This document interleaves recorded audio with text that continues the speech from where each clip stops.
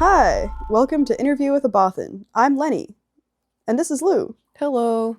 And unlike Borskvalia, I would not encourage one of my constituents to write a fraudulent military document to deepen political divisions. But I might, to be completely And honest. this is one of the differences between us. So how you doing? Living the dream. Which one? Is it still the Book of Job? Redacted. Okay. How are you? How are things? I'm all right. It's a sunny day, and that's nice. And I don't know. I'm excited to... Talk about Krytos Trap finally. Yep. So yeah, I bought a lot of Star Wars books for like $2 and some change a book. We don't need to talk about how much I spent. But that's why I'm doing the price per book and not telling you the price I paid. Yeah, that's like the only thing of note I've done recently. We watched Hackers. We did watch Hackers. I rewatched The Warriors with my partner. Fucking love that movie. The costuming is so good. Okay. I'm curious. I think this is the second time the movie The Warriors has come up during a record. I love The Warriors. I know. I think cities should be more like that. I know. That's us hanging out downtown in Montreal in the summer. You're like, there should be more violence, actually. Yeah. No, didn't you say there's something about this that was Boston coded? And I was like, this is in the Bronx. And then you were like, it's the Northeast. No, I said that that's how people feel about Boston.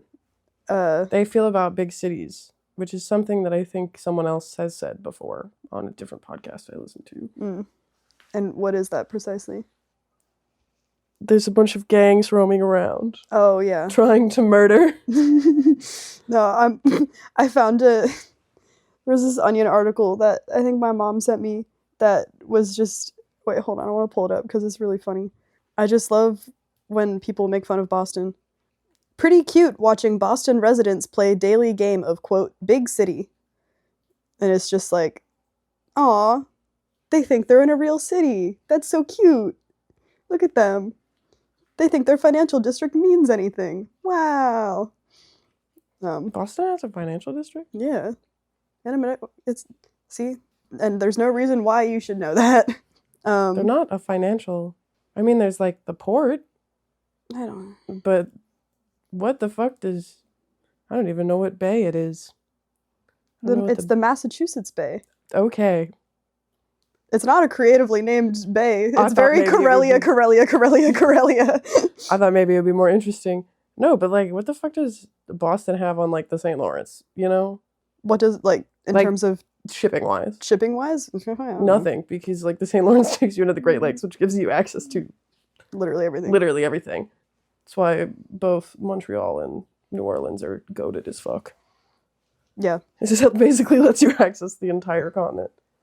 It's good shit. All right. Yeah. We're on a... So today... Yeah. We're covering The Krytos Trap, which was written by Michael A. Stackpole, published by Bantam Spectra in October of 1996. It's time to talk about what happens in this book. Once again, I've written this one. So, Krytos Trap is like 7 years after the Battle of Yavin. Sure. I think. And it opens with a short prelude that depicts Corran Horn in a simulated battle with a bunch of X-Wings. He's totally okay with decimating them until he realizes that they are bearing Rogue Squadron insignia.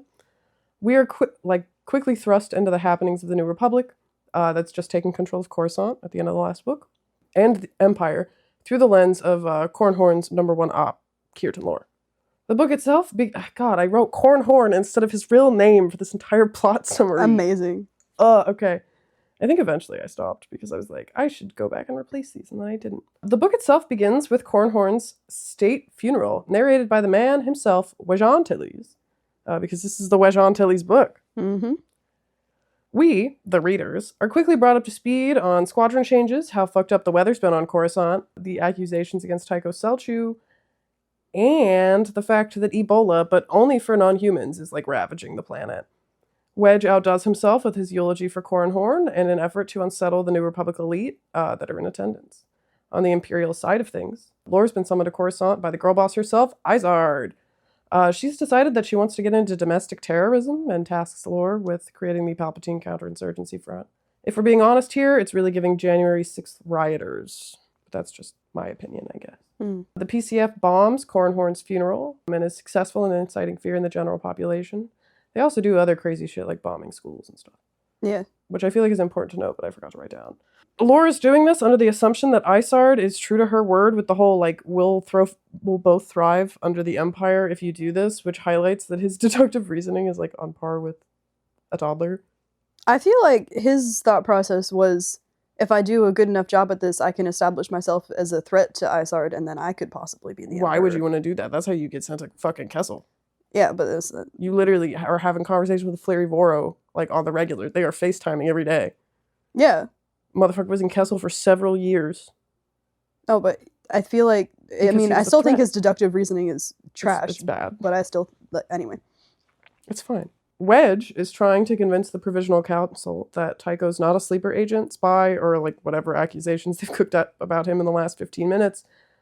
He focuses on the fact that all the information they're using to bring charges against him is circumstantial. This doesn't faze the council, though, as they really need to get the non-human populations, like, off their ass with the whole, like, wow, the Republic is also a human supremacist organization. Ooh. Leia ends up pulling Wedge aside and gives him the rundown. The New Republic broke as hell, doesn't have a functioning judicial system, and they're so worried about the state of the Alliance that Tycho is now some type of sacrificial lamb to the citizens and government. Leia then dips out to go experience the courtship of Princess Leia, and no one seems to question the fact that they aren't pressing charges against the upper-level Imperials that they find. Which is interesting. It is interesting. It's very interesting. The narration then splits between a few threads: Tycho's experiences in prison and on trial, Lore's terrorism streak, which is being manipulated by Voru after a certain point, and Corran Horn's experiences at the CIA black site Lusankya, which he probably did this on purpose because it was 1996, but I'm going to say it has no relation to Lubyanka, which is the headquarters for the KGB. Also, Derek is back. He was technically back in the last book, but it was a one-off line, so I didn't mention it, even though I did write it down. And we had an entire conversation about, I was like, should I mention Derek? Wedge feels weird about this because he was really trying to get in there with Ayala, and this is spelled out so no one can miss it. Derek is A-okay with the fact that Wedge may have been having sex with his wife. While Ayala is in the room for this conversation, she does not say anything, which I'm chalking up to sheer embarrassment. Yeah, like, what do you do when a guy who has a crush on you and your husband who has just come back from the dead talking about fucking you? Yeah, I don't know what I would do. I don't either. Probably get on my comm link and start texting Mirax. Be like, what the fuck is happening? Yeah. I'm gonna... Noir Aven has agreed to be Selchu's lawyer because goddamn, this man needs some good PR. And a non-human lawyer is the way to do that in this scenario. The reader then follows this courtroom drama that's filled with evidence that's not really evidence. Ayala was Siri's knack for justice, even when it's obviously misplaced. An autistic queen. And General Psalm's hardened heart, in the way that Pharaoh had his heart hardened. Pharaoh of Egypt? Yeah, the Pharaoh of Egypt. Oh. In Exodus. I was like Karen Pharaoh. But... No, I meant Pharaoh as in, I can't remember which Pharaoh that was, actually. Should I look it up? All I know is that he had his heart hardened after every instance of the plagues? Tomfoolery, yeah. Is the river turning to blood a plague? I thought it was. I mean, it might. Probably is. Why did God harden Pharaoh's heart? Because he wanted them to die. He wanted to kill their babies. Pharaoh's in the Bible. This is not in the book of Exodus. We're off to a great start. We are. I should have written it down. Hypotheses on identity. Numerous pharaohs have been proposed as contemporary with the Exodus. This is from Wikipedia on pharaohs in the Bible. Is it one of the Ramses? There's like a list of many guys. Are either of the Ramses on there? Yes. Okay. I don't know why I remember that. Okay. Fun. Back plot summary. to the plot summary. Even Derek is convinced that Selchu's not guilty, and he was in prison. Maybe a torture prison even. But that's irrelevant when you're losing the PR war, I guess. The trial is put on hold several times, usually because the rogues are the only flight group that are capable of doing literally anything. Mirax is presumed dead for a hot minute, but in reality she fucked off to the Alderanian biotics facility because the New Republic really needs to figure out what to do about their Bacta shortage. They also go to Ryloth, have some really weird interactions with a guy who might be a pimp. Yeah. I don't know. But they do end up acquiring Rill, which is kind of like Bacta, but it's not. Unfortunately, for me at least, I guess. Corran Horn being presumed dead has no bearing on his place in this narrative. After he's seemingly washed out from the whole "I will give you a treat if you can shoot Tycho down in this sim" thing that Isard's been doing, we learn that Janto Donna is here, and a Veer Derricote, which is expected for someone like Isard. The prisoners are tasked with making gravel. I don't know why. I don't think that's ever... It's just make work, I think. Okay. But they're not privy to its uses after they ship it off on the conveyor belt. Corran can't handle this and decides he needs to escape. Which, fair. He gets into a scuffle that lands him in the infirmary, where he hears stormtroopers walking on the ceiling. This is absurd, but he decides that the facility might have gravity well generators, which... Yeah, it's a ship. Makes sense. Well, he doesn't know it's a I know. ship. After a few experiments, he decides to test his fate by escaping. This does lead Corran to a library, where he learns that neither him nor Selchu were successfully made into sleeper agents, cursed with the knowledge that this is the only thing he's ever been wrong about. Corran hides from Imperials, figures out there's a secret passageway out of this hellscape, and even finds a blaster. He falls asleep in, like, a train of some sort. What do they call it? It's like a passageway. It's a fucking train. Yeah. But only one car. Like a little mining. Mm. But it's got a shower. Yeah. It's very fancy. Mm-hmm. And once he gets to the end of the passage, he's greeted by a single elevator. He does get in this elevator, which might not be the smartest decision. It worked out. It worked out, but this takes him to a museum full of Clone Wars era Jedi relics. I shit you not, he's like, wow, who would have all these relics? Sheev would be pretty pissed off by this. And then is subsequently confused on why the time is set to Coruscant Standard on whatever backwater planet he's on. Yeah. Deductive reasoning, A+. A+. Good job. Then, with a stroke of luck, he sees a Jedi credit that looks a hell of a lot like the one that's currently stored in Whistler. With the credit is a working lightsaber and a picture of my favorite Star Wars character, Nija Halcyon, from... I don't know where the book is. I have a copy of Jedi Trial now. He is prominently featured in Jedi Trial. And a young man that looks exactly like his father. Putting his new deductive reasoning skills to good use, Corran comes to terms with the fact that he's the grandson of a Jedi. And just a side note, oh, how I love the prequel era EU. Because Jedi could still fuck. Back to the court drama for a second. Lore has come to his senses and wants to sell out all of the Imperial agents that are working within the New Republic to prove Selchu's innocence, but like mostly to get money. Mm-hmm. Because he sees the writing on the wall, which maybe he should have seen at the beginning of the book. Ayala and Nawara are tasked with bringing him in to testify. Turns out Derek is in fact a sleeper agent. Crazy. Who would have guessed? Not me. Not me. Lore is then killed. And Ayala has to kill Derek for a second time, which probably fucks you up in ways that I cannot even fathom. Yeah, that's crazy. Isard has tasked Fleary Voru with finding the escaped prisoner, which could either be Derricote or Corran. I'm not sure that she knows the difference. Their goons get got by Corran's lightsaber skills, even though it's his first time ever wielding a lightsaber, and he makes his way towards the chamber where the New Republic is deciding whether or not they should publicly or privately execute Selchu. And it turns out the best evidence against murder is the victim showing up to the trial, which is interesting. Mm-hmm. Everything about it is very interesting. Corran then demonstrates that he knows how classified information works. It's true. If nothing else. He's like, maybe you don't want me to say this in front of all these cameras. But not before everyone starts freaking out due to the SSD coming out of the ground. Turns out the Lusankia, which I do want to note, is an Executor-class Star Dreadnought. So like Vader's ship in Empire. Was under their noses the entire time. Isard then fucks off to Thyfera, taking Irisi Delaret with her, because Irisi Delaret is the spy. Is the spy. Which is why she was trying to fuck Corran so badly. Yep. And he has no obsec. None at all. None. In the last chapters of Krytos Trap, the rogues defect from the New Republic with the intention of ending apartheid on Thyfera. Based. And Selchu is a lot less mad at Corran than any sane person would be. This is so true. It's crazy. Yeah. You got thoughts, feelings, or concerns, King? Today, I'm once again drinking... Irresistible's lemon ginger. Yes, and you're drinking Twinings Earl Grey. Good shit. And I remember to put all of my devices on Do Not Disturb. Hell yeah. My devices are always on Do Not Disturb because I hate being reachable. Unfortunately, I am an adult and can't have that. Am I not an adult because I... yeah, thoughts, feelings, concerns. I have many, but just to react to the last couple things you said in the plot summary is that, yeah,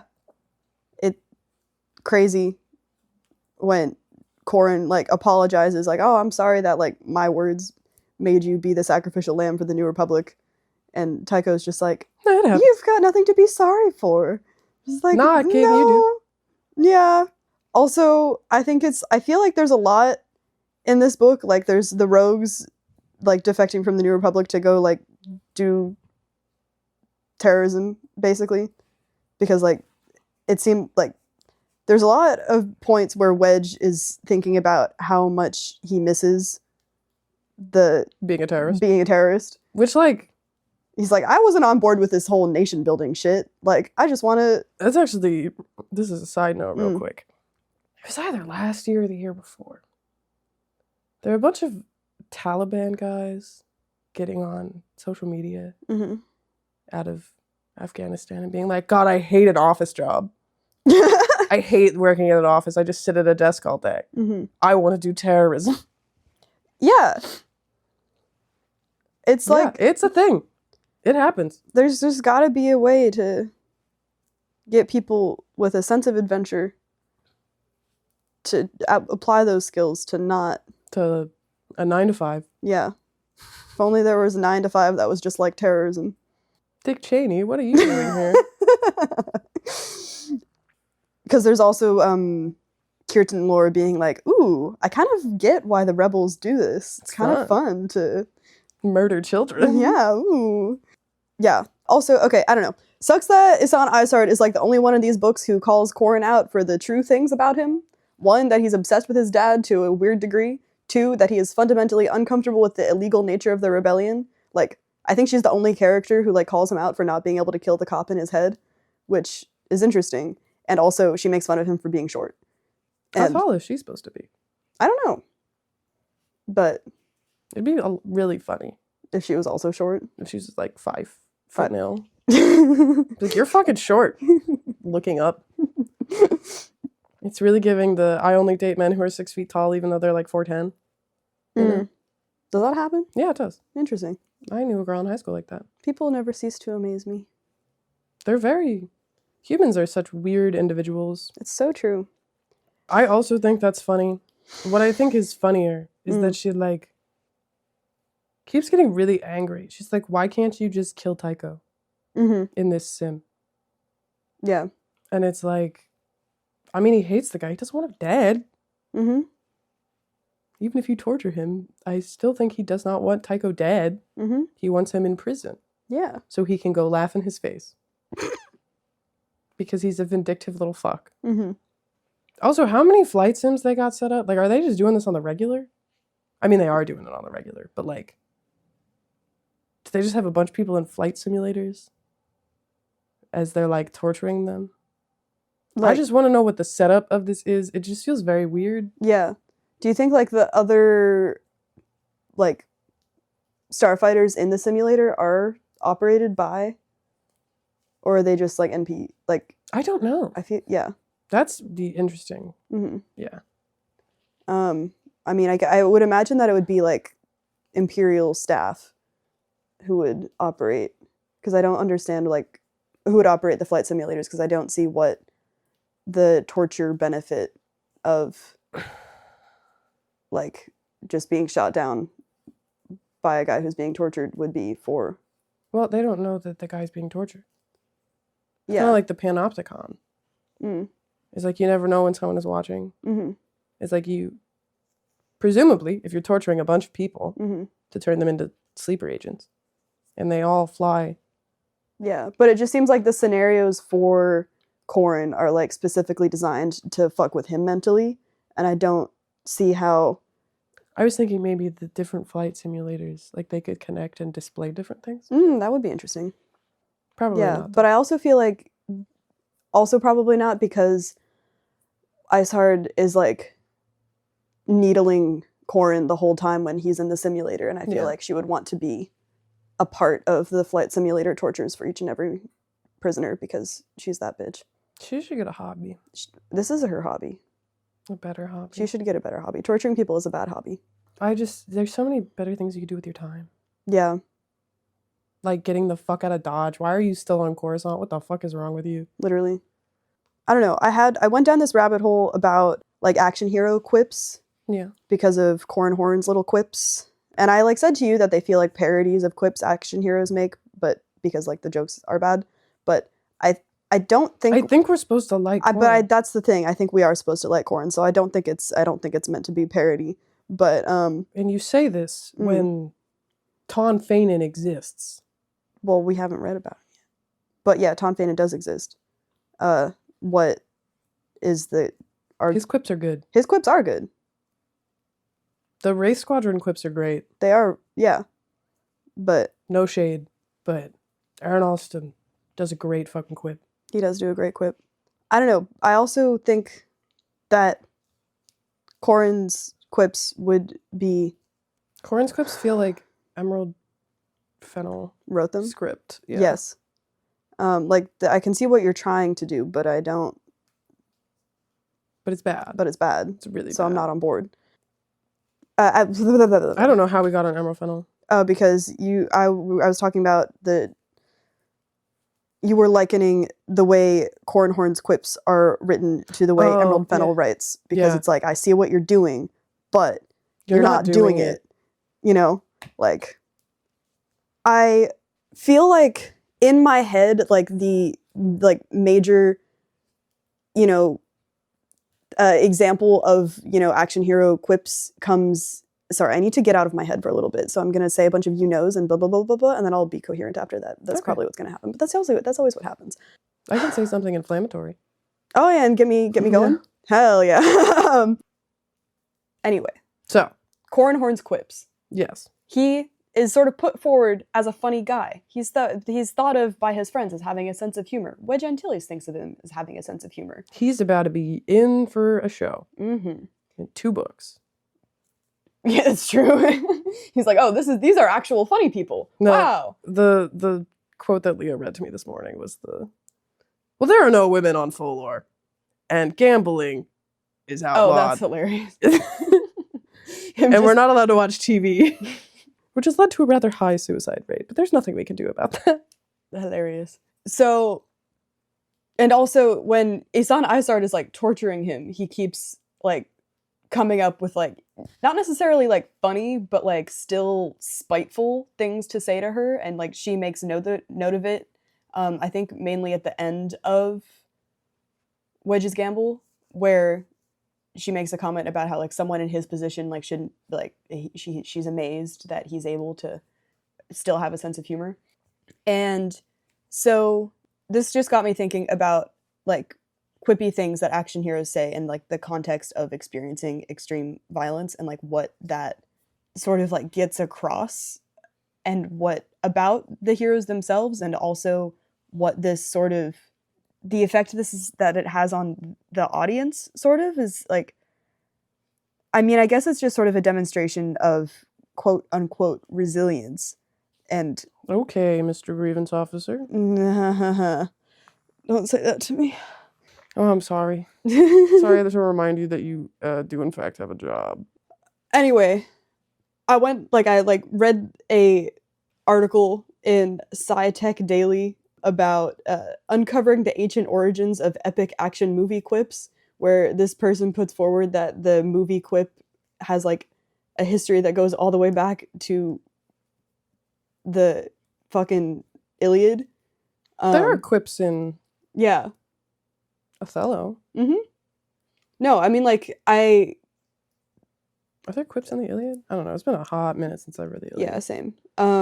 From the article, in the Iliad, Polydamas spears Prothoenor in the shoulder. He falls and dies, whereupon Polydamas jokes that the spear will be useful to lean on, like a staff when he descends to the underworld, which is fun. Well, there's like a fuck ton of them in like the Decameron and Chaucer. Yeah. No, I like agree with what this person is saying, but I just also wanted to say that I was not the one who thought of this. Yes. And because I feel like the idea of like the action hero being quippy is like very associated with Marvel. Mainly when I think action hero quips, I think Catchphrase Jones from the hit Adult Swim show Loiter Squad. I love Catchphrase Jones because this got me thinking about this episode of the IT Crowd where Maurice Moss says to someone, I came here to drink milk and kick ass. And I'm all out of milk. And then I watched They Live, and this is when the main character says, I came here to kick ass and chew bubblegum, and I'm all out of bubblegum.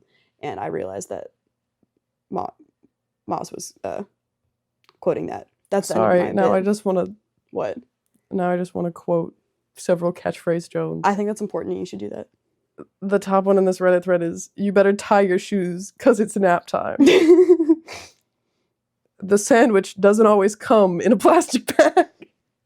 I see James, but where's the peach? Someone put a fork in him because he's pasta. Sometimes the apple falls and attacks the tree. Do we have more? Do we got more quotes? We're going to go to the Odd Future subreddit. Just taking me to fucking Imgur. Oh my god, it's Grogu. Oh my god. Continue without supporting you. And I think Corran Horn would probably learn a lot from watching Loiter Squad. I think he would. Yeah. If only there was a Loiter Squad in the galaxy far, far away. If only there was a Loiter Squad in the holiday Christmas special. In the holiday special. There basically is. Yeah, basically. God. That was the most influential film I think I've ever seen. The holiday special? Yeah. The most influential film you've ever seen. On myself. Oh, on yourself. And on the way I think about Star Wars. And this is what nobody's talking about. It's the cultural impact of the holiday special? Yes. They should talk more about it. Wow, none of this matters. Yes. Really also, solidifies, but also better than the Acolyte. Better than the Acolyte. Also, off that, because, basically what's interesting about the Christmas special is, media in the galaxy far, far away. There's a reference, like a throwaway reference here when, like, Ayala is doing research into finding out who the fuck Lane Nutka is and where he may or may not be. And apparently he comes up with his aliases by looking at main characters from Duros children's literature. I thought it was like YA lit. YA lit, yeah. And I think that's interesting. Because I like... What, that the Duros can read? No, that like there's like a very little reference to children's literature elsewhere. Yeah. Or YA lit. That's neat. I mean, like, if you think about it, this is my jam. I love children's lit. I know I don't study children's lit anymore because it's just exhausting. All this Aesop fable bullshit. But there's not a single society on Earth, and I was talking about this last night actually, and I'm going to reiterate what I said, is every society, even like societies that we think aren't civilized, quote unquote, because what the fuck does that mean? Nothing. They have stories that they tell children to teach them morals and all that jazz. Or stories that are kind of, recited to adults as adults to, like, expand upon these understandings of morality, which I guess is what we're doing here. Yes. Like, we're kind of doing that here. But last night, what the fuck was I watching? Oh, I started watching Starfleet Academy last night. Yeah. That's what it was. I think everyone's like, oh, Hollywood is so ass right now. Like, nothing good is being put out. And I think the problem is, and I think this is like, we saw this in the holiday special, we saw it here. We have seen it in a couple other places where they talk about media. God, they're all slipping my mind now. They talk about media in the Imperial Thrawn trilogy and stuff. Yeah, there's the fucking shit what's-his-face composes. Yeah. Like, there's music and stuff. And I mean, and anywhere there's Thrawn, there's art. Yeah. For better or for worse. But when you're talking about stuff like YA literature, which Lane Nutka is presumably not a 16-year-old girl. Presumably. Or boy. Is, you know what a 14-year-old does not want to read? Children's lit? Media for 14-year-olds. Hear me out. Walk with me here. When you look at the success of something like Twilight or The Hunger Games or The Immortal Instruments, which is that successful, the like running thread is that the adolescent characters within these books are treated as adults. My beef with Starfleet Academy, other than the fact that they made the main character 21 and then seemingly immediately forgot. Crazy. And we're like, let's put him in a room full of 15-year-olds. What? He's trying to fuck a teenage girl. What? It's is kind of wild. What? Fascinating. Go on. Is like when you make YA lit, or like when you make adolescent media, like media for the kind of like 12 to 20 range, is you need to not make it feel like you're making media for that. Mm-hmm. So like in this context, it's like Lenuka is using these characters from these book series is, you know, that is something, I guess it's kind of like the problem with the YIfication of everything, Mm-hmm. because when you are writing YA lit, you should write books with adult themes. Like Mm-hmm. teenagers deal with quote unquote adult themes, Mm-hmm. whether that be death or suicidal ideation. These are things that happen to teenagers. They're things that they experience. I mean, the first like kind of major death, I mean, all of my grandparents died when I was a child, but the first one after I like really came into my own as a person, I was 16. It's like these people are dealing with these things. You need to be able to talk about like grief and trauma and all this shit. And so it would make sense that Lenuka would continue to like identify with these and use them as kind aliases. of like aliases or facets of his identity in a way that I think Starfleet Academy is unable to, because it Mm-hmm. is really, they talk down to the audience. Mm-hmm. Like the audience are children. Mm-hmm. Which I think is also, you know, not to put myself on a list for talking about Ahsoka, but I think that's kind of the problem with Ahsoka. Mm-hmm.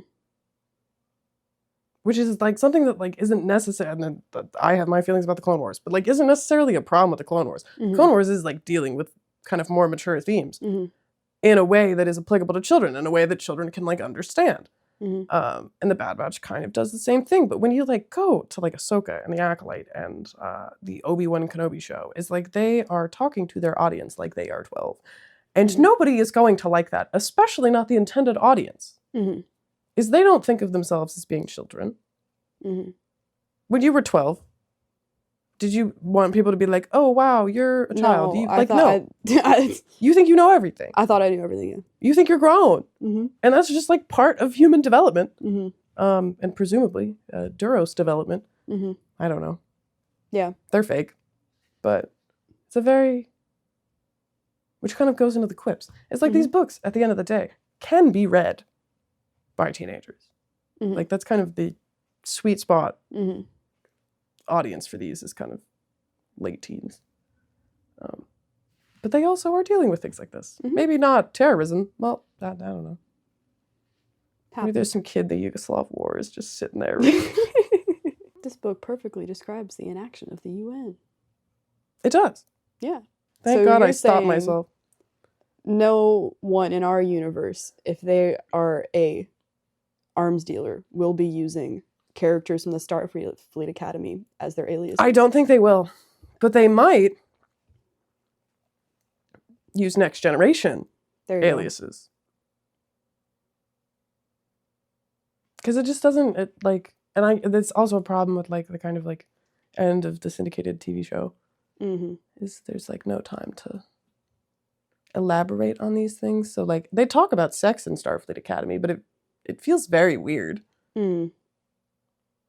Because there's the only two characters that have sexual tension are in their like 50s. Great. Because young actors these days just seemingly cannot Mm-hmm. engage with sexual tension. Interesting. Is that just Gen Z doesn't fuck anymore?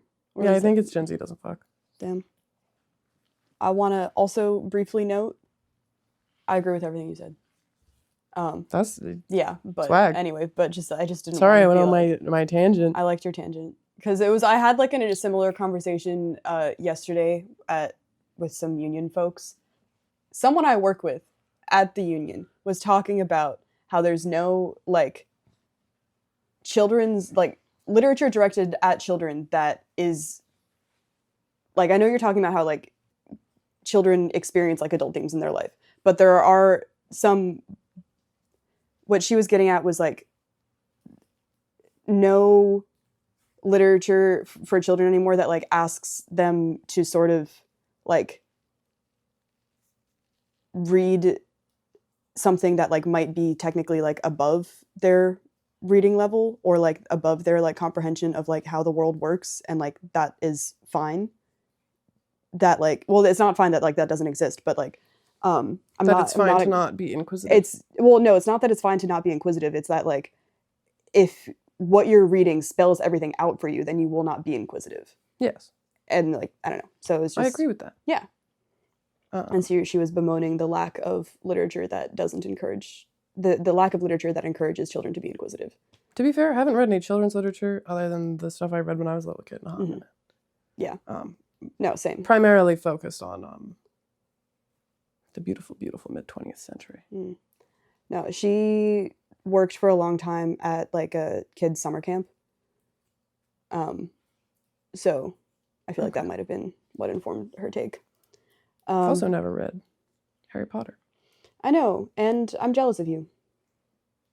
Yeah. It's great. Not gonna do it now.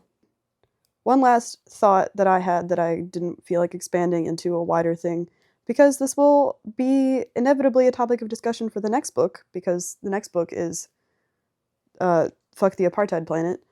But it's crazy that like there's a lot of references made to how racist Eurydice Delaret is, but like no one calls it racism or speciesism.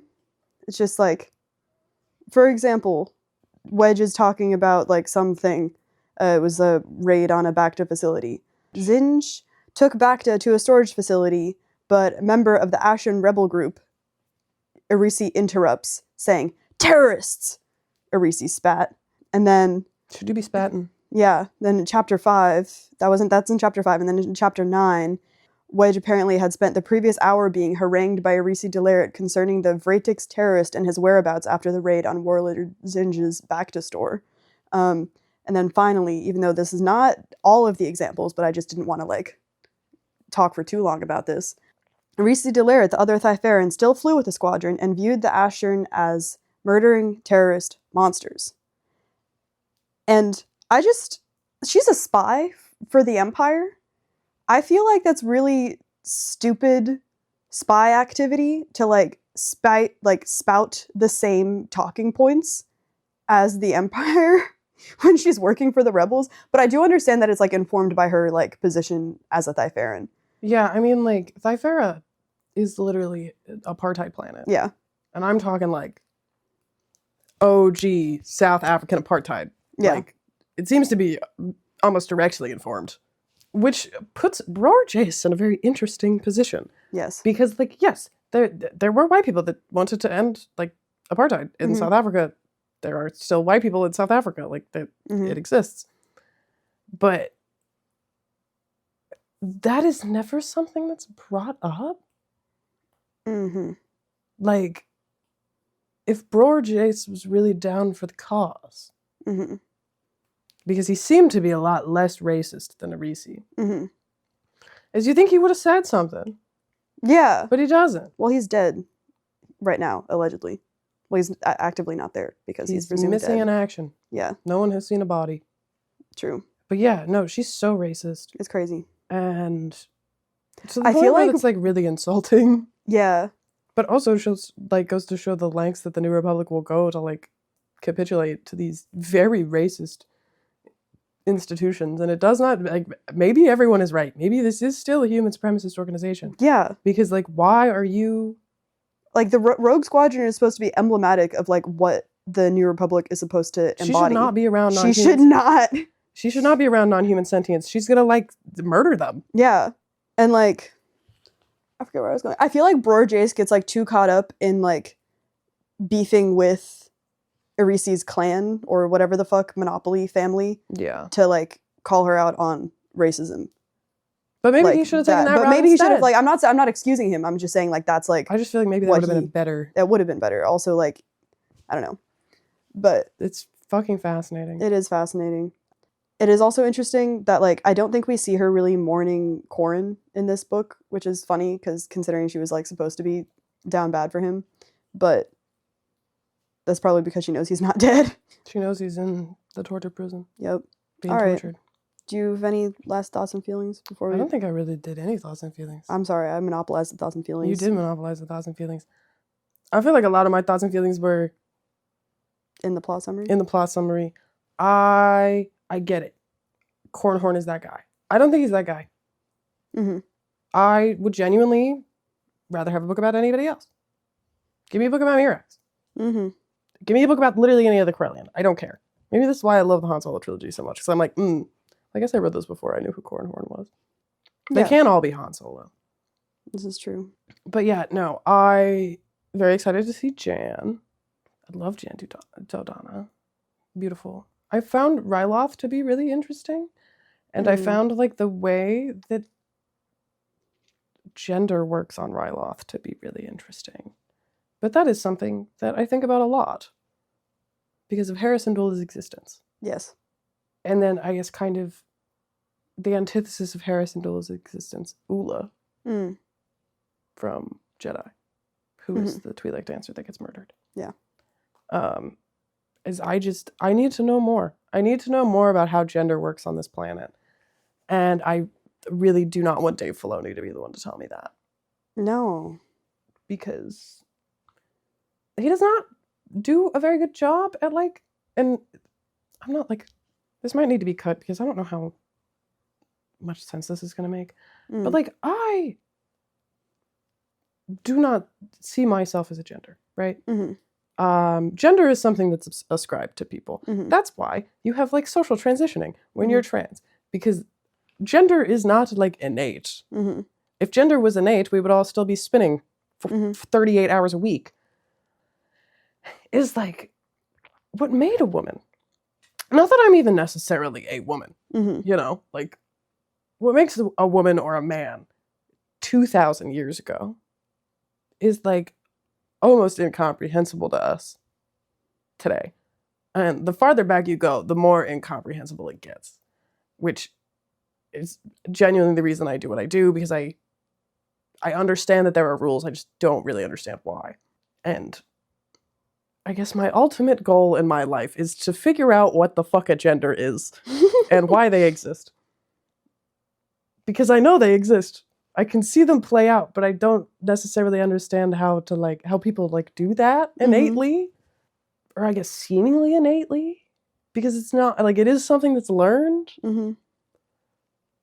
It's often not questioned. Yeah, 90. How the trans people are 2% of the population? Girl, I don't know. I think so. So 98% of the population does not question this in any capacity. I think it is, because I think it's the same amount of people that have red hair. Fun. Yeah. But I don't think that Dave Filoni has a real problem doing gender, which maybe he has the same problem I have. Is it just does not really make sense. Which I think is a disservice to, the several different genders that exist in Star Wars. And also, we're not going to ignore the fact that George Lucas said, Hutts have to have gender. They can't be a hermaphroditic species, and I'm using that term correctly because they're fucking slugs. That's interesting. It's you get these points in Star Wars lit where there is interesting things going on with gender and interesting things going on with sex in the case of Hutts, because that is not a gender thing. That is a legit biological phenomenon that's happening, like frogs or certain species of fish.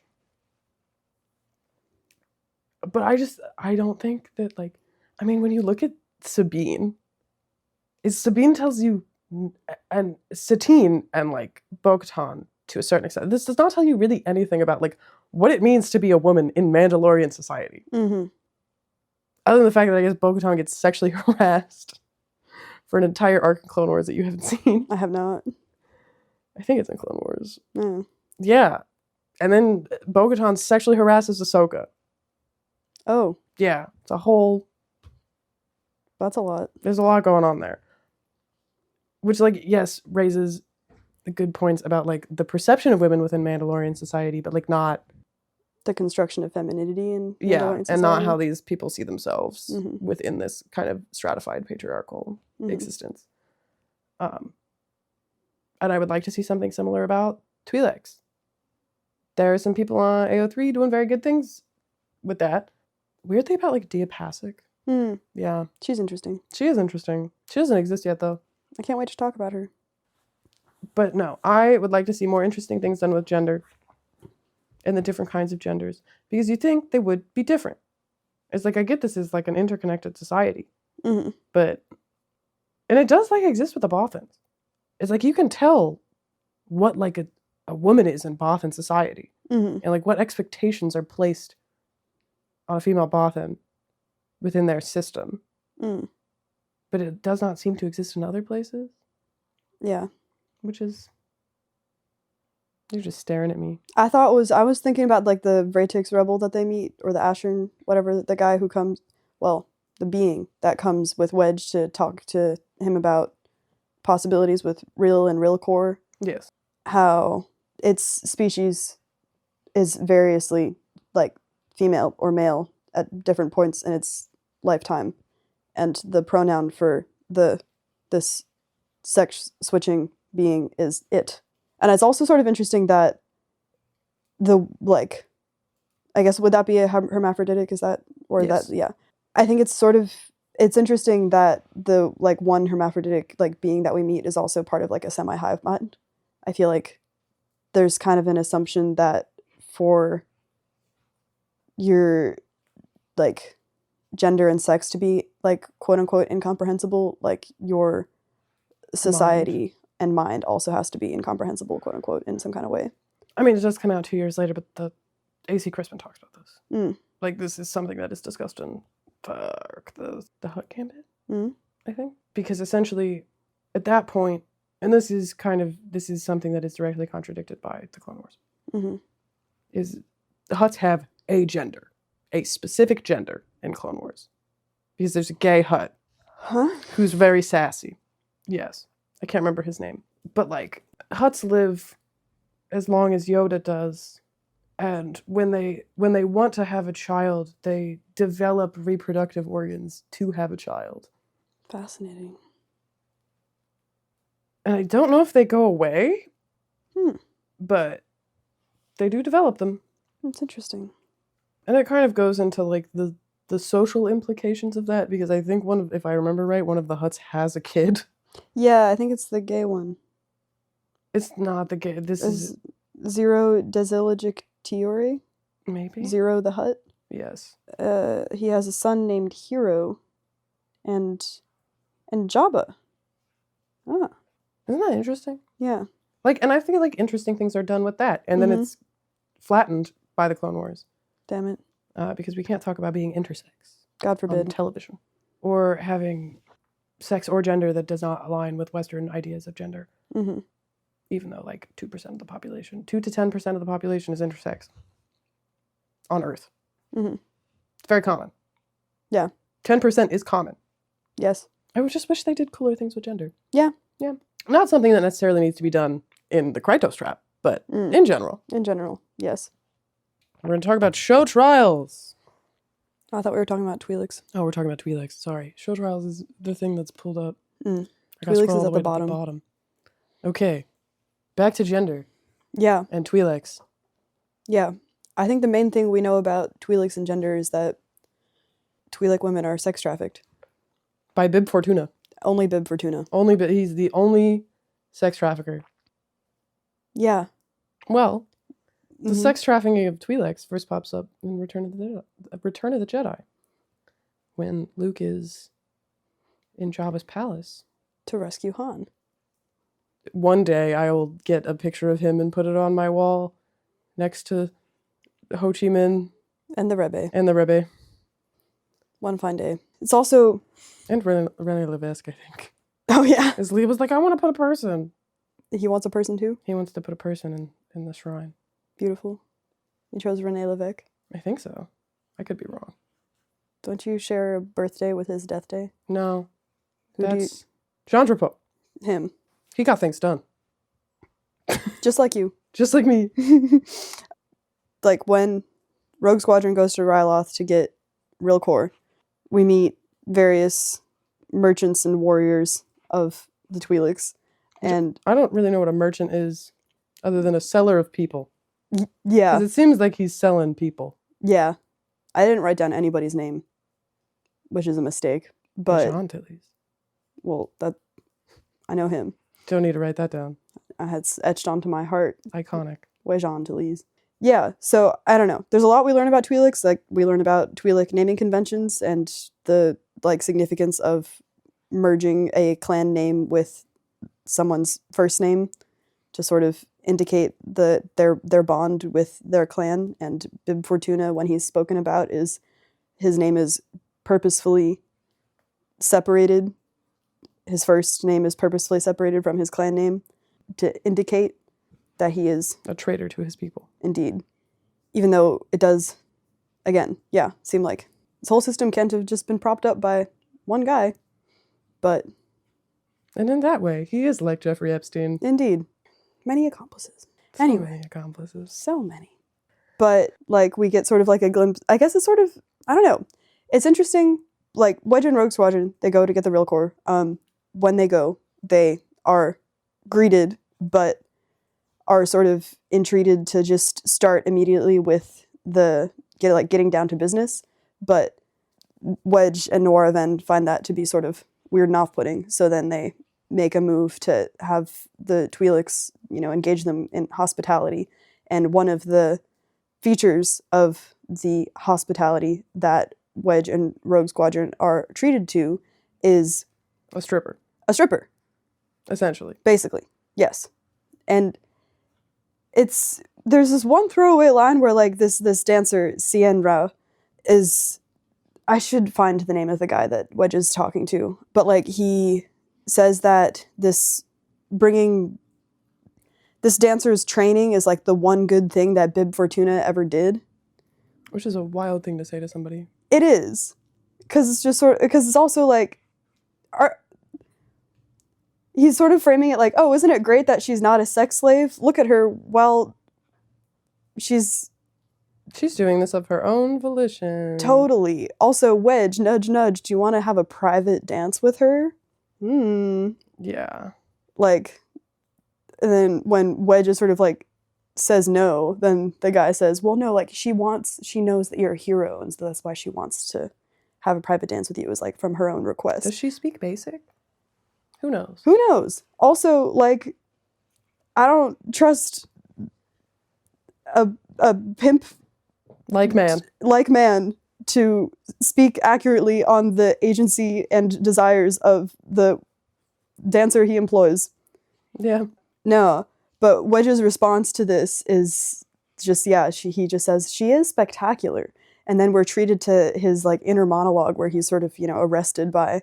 He's having his sexual awakening at 30. But then this like triggers like a thought process for him. Quote, by seeing her as being so seductive and beautiful and reacting to her on a physiological level, it was very easy for him to forget that she was a living, thinking creature. That made it deceptively simple for him to see how the Imperials found objectifying and dehumanizing other races justifiable. If they seem like animals or appeal to you on an animal level, clearly they are animals. Which I think is a crazy thing to think. It is a crazy thing to think. I think it's funny that the underlying thread here, that doesn't really matter, is that all these Imperials hate their wives. Mm-hmm.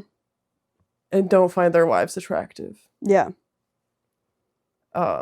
Which is very common. I mean, a lot of men do hate their wives, and a lot of men, especially men who fetishize women, like, they don't even view women as people, which kind of goes back to the whole, like, the Empire as a sexist and racist organization rather than just being a racist organization, where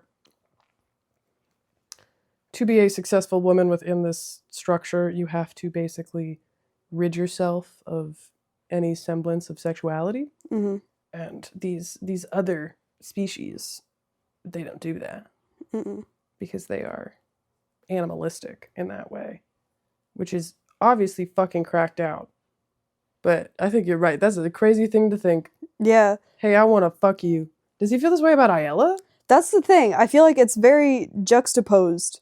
Like, him Madonna whoring. He's Madonna whoring. Sienra and Aiella? Yes. similar to how Corran Madonna whores Irisi and Mirax as well. Yeah. Like, I feel like from Wedge and Corran's like thoughts and feelings about like sex and attraction, it really seems like if your main driver towards associating with someone is like because of your like sexual interest in them, there's like something inherently like base and like sinful about that. Yeah. And like whoever you're drawn to as like someone to build a life relationship with, like you can be attracted to her, but if you do that, then you might be viewing her as not a person. There's like seems to be like very similar to human men that we know in our real life who find it to be irreconcilable that someone could be sexually attractive and also a person.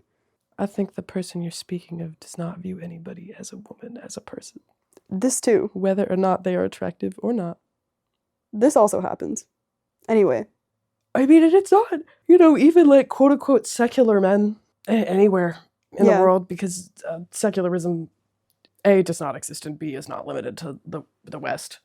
It's, you know, it's just a manifestation of society in which they try to take out all of the metaphysical stuff that kind of makes the stratifiedness of the society bearable. Mm-hmm. They just get rid of that. And they're like, we're going to keep the oppression part, but not the cool magic. No cool magic. No cool magic. Just oppression. Quebec. Yeah. Also I don't know. Soviet Union. Yes. It also sort of like, I think I was like, I don't remember where I saw this, but it was like a video essay that like was talking about how it just, I don't remember what exactly they were talking about, but there was a bunch of like stitched TikToks that was just men being like, when you realize like you caught feelings for her because like you started seeing her as a person and like now you're like, now you don't want to do dirty things to her. Like there's a whole genre of TikToks like that of like, it's just men like splitting. Men Madonna whoring their partners. That's so fascinating. Isn't it though? Wedge Antilles, hero of the rebellion, doing the same thing. Because I've just like, I don't know if you've ever experienced that. That's just so far. I guess the opposite kind of happens. I've like had similar things said to me. Like, is like, I don't know if you've ever experienced this, but I've had this situation come up where I learn more about a person I'm sleeping with, and I'm like, oh, you can't take care of yourself. I don't want to have sex with you. Which I'm not going to get any more specific than that. Because I don't want to dox anybody. No, I feel like we similar jokes about like along those lines were made when we were talking about like the different like micro labels under asexual. Yes. That one day, which we don't need to go into. Or kidsexual. Yeah. Or like there's like a type of asexuality that is like there's demisexuality, which is like you need to get to know someone in order to feel sexual attraction, and there's the opposite of that, which is the more I know someone, the less sexually attracted to them I am. And you were like, aha. Yeah. So we have like this thought process where Wedge is like, you know, thinking of Twi'leks as animals because he finds one of them hot, which is crazy. But also when he like first encounters the display of hospitality Koshak put on for his benefit, he finds it, quote, barbaric and somehow naive, which I think is racist. It is racist. Wedge Antilles racist? I feel like Corran Horn isn't the only racist Corellian. I feel like the only non-racist Corellian is Han Solo. Yes, I agree. Anti-racist king. Love him. Hates slavery. Yeah. Loves selling drugs. That's the man I can get behind. My ideal man. No, yeah. I forgot that he called it barbaric. Yeah. And then also when Koshak is explaining the naming conventions thing to him, that like naming conventions are determined by a venerable set of rules, superstitions almost, that transform names into auspicious omens. And then he explains Noiraven's name and the importance of sliding it into Noiraven, which translates as silver tongue, but Noiraven would mean tarnished silver. By changing the pronunciation slightly, we retain the correct meaning. And Wedge's response is, I'm impressed. Which I think is an incredibly condescending thing to say to someone explaining their naming conventions to them, because it sort of like implies that he didn't anticipate that it would be so thoroughly thought through, or like have such a deep register of meaning. Give me 1 second. I'm going to make a point. Mm. I'm not ignoring you. Sorry, I have to go to both of our names as given names.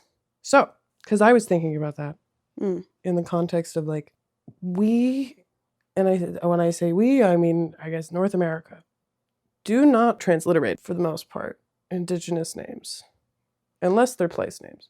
I am from Ohio. Like, I'm from Massachusetts. You know, these places exist. But, like, when you think about kind of like famous indigenous people, like historically, like Sitting Bull, or Black Hawk, Black Kettle, Andrew Blackbird, Corn Planter, Crazy Horse, Geronimo, Red Jacket, Betty Mae, Tiger Jumper, like, we translate their names instead of transliterating them. And, you know, this is not something that is out of the realm of possibility. Like, a similar thing happens, not as much anymore, but like when you talk about like, I mean, I'm thinking of this in the context of like the difference between Taiwanese names and like Han Chinese names, because in Taiwan, a lot of people have English first names. Like they have English given names. One of my favorite actors is, because I watch a lot of Chinese dramas, is from Taiwan. His name is William. And he, you know, I don't even think he does PR stuff outside of China. Like, it happens. I think, like, the way that people talk about a lot of Japanese names is very similar. Little Turtle. Little Turkey. First beloved man. Sorry. That's a cute way to put that. So, I pulled up both of our names. What does your name mean? No, it means to shine. From, okay. Specifically, it's from Elena, which means light, which is from late PIE, which means a solar deity, like Swelena, and then ultimately derived from the Indo-European root to shine or warm. Oh my god, it's Constantine. Yeah, his mom's name was Helen. Saint Helen had a dream that she knew where the true cross was, and then she found parts of the true cross, and that's why she is the patron saint of archaeology. I'm learning so many things right now. Sunbeam. That's cute. But like, imagine, instead of people calling you Lenny or Helen, they were like, this is Sunbeam. And my name, it means famous warrior, allegedly.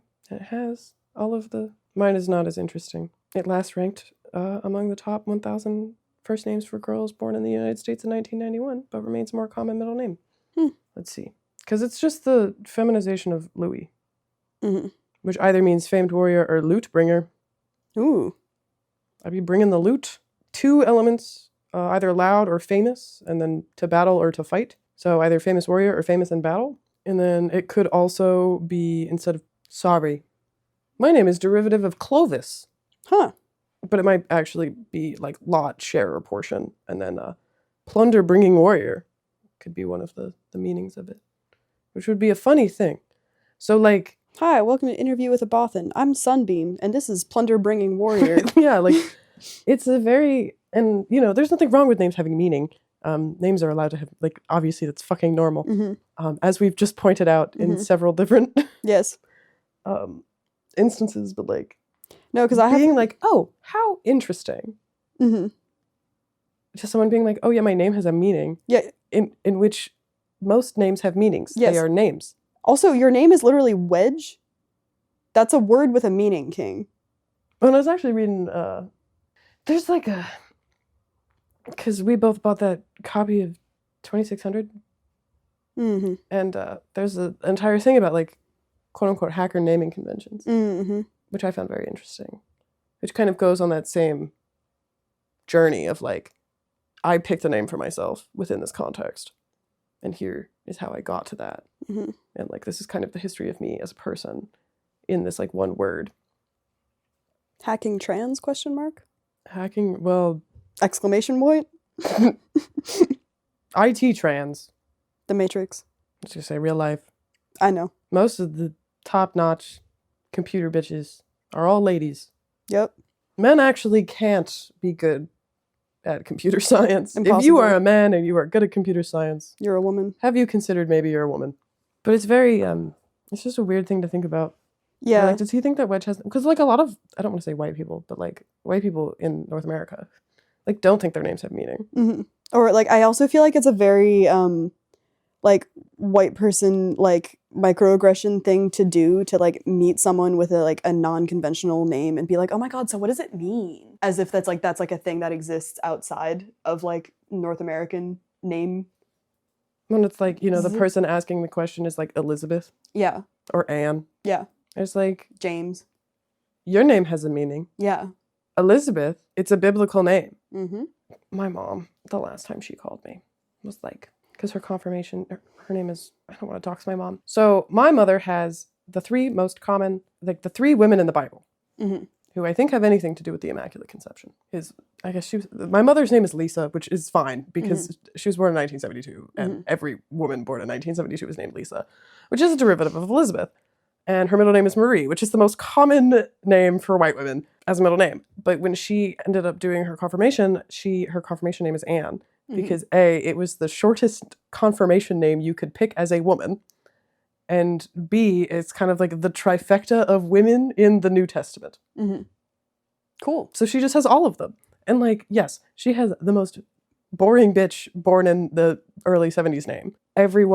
Almost everyone I know, their middle name is either Anne or Marie. Mm-hmm. My middle name is Annabelle. Has a meaning. Mm-hmm. But like, the insistence that quote unquote like white names don't have meaning like that is just because you're lazy and you don't look things up. Yeah. Or read. Literally. Because like, King, your name is Paul. Read the Bible. Your name has a meaning. Your name has existed for north of 2,000 years. Yeah. No. Also, I think it's sexist that I had to go into the male version of my name to find the meaning of it. That is sexist, yeah. That is sexist and lame. Mm-hmm. And I now have public beef with Wikipedia about it. Is there a male version of Helen? That's a good question. I feel like maybe in Greek. So I will ask a male version of Eleni. It would be Elenos. Well, if I ever have a son. Elenos? Elenos. I don't know. My great-granddad's middle name? Aloysius. I love Lenny for a boy, LOL. Leonard. Lenin/Lenny is my absolute favorite and ties in well with Eleni/Helen. I'm going to name my firstborn son after you. Is it weird to name... Okay, on r/Greek being all caps, is it weird to name my son and daughter Paris and Eleni? I would say yes. That is weird. Could you explain? Because in the events leading up to the Trojan War, okay, Paris is at like... there's like a feast of the gods and like Athena, Aphrodite, and another bitch are like beefing about which of them is the hottest, and they're like, who would be able to decide who's the hottest is the hottest bitch in Troy. So what we'll do is we'll ask him. And I thought Helen was the hottest bitch in Troy. No. The hottest, we needed like an eligible bachelor will be able to decide who the hottest goddess is. Okay. And so Athena is like, Paris, listen, if you pick me as the hottest, then like I'll give you like infinite wisdom. Aphrodite is like, if you pick me, I'll give you the hottest lady in the whole wide world. That's Helen. Okay. And then I forget who the third goddess is that he's talking to. It might be Demeter, and she might be like, do you want some grain? And he chooses the hottest woman in the whole wide world. That's what he wants his reward to be. So he chooses Aphrodite as the most beautiful woman in the most beautiful goddess in the Greek pantheon. And this was all precipitated by the goddess of chaos, Eris, not being invited to a wedding. I forget whose wedding, and she's pissed off. So what she does is she throws in a golden apple, and like that's the golden apple is somehow a tie in here. I think like the goddesses love apples. Yeah. Well, the goddesses like want to decide who gets the apple, and like Paris is the one that they assign to decide who gets the apple based on who's the most beautiful, and then they all bribe him. Okay. And Aphrodite bribes him with Helen. Helen, meanwhile, is already married to Agamemnon. And then, hence the Trojan War, because she is kidnapped by Paris. And then she's the face that launches 1,000 ships. So naming your son Paris and your daughter Eleni, which is also Helen, is like naming your child after like a woman who is kidnapped and the man who kidnaps her. Weird. See, and then they get married. Paris.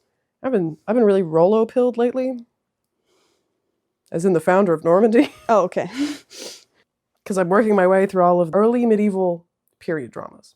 And I'm doing Vikings right now. And they've kind of snubbed Rollo. And like, it's not accurate. Rollo is alive decades before he's supposed to be. Mm-hmm. But in, I think now I need to look this up. So Vikings is a show that is not depicting one-to-one, but is inspired by the Icelandic sagas, and like the Nordic sagas.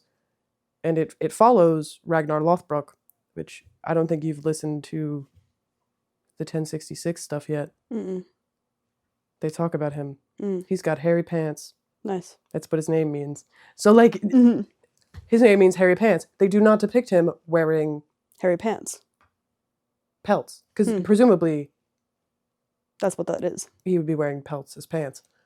Because they're Siege not of Jewish. Paris. Is this the one with Rollo? Yes. 845. So basically, what happens? Charles the Bald. He has hair. In the sagas. And kind of like in the foundational myth of Normandy. Wow, we're gonna swerve right into nation building. The founder of Normandy is this guy called Rollo. He is a guy from somewhere. The sagas don't really say. Mm-hmm. Because they're not really concerned with where people are born. In the Vikings TV show, he is Ragnar Lothbrok's brother. And they don't give him Normandy, which is like why I've been so Rollo-pilled, because I've been reading about the Siege of Paris that took place in the mid-9th century. And basically what's happens is he goes to Francia, does some shit, and then is like, just give me all this land up here. And then he founds Normandy.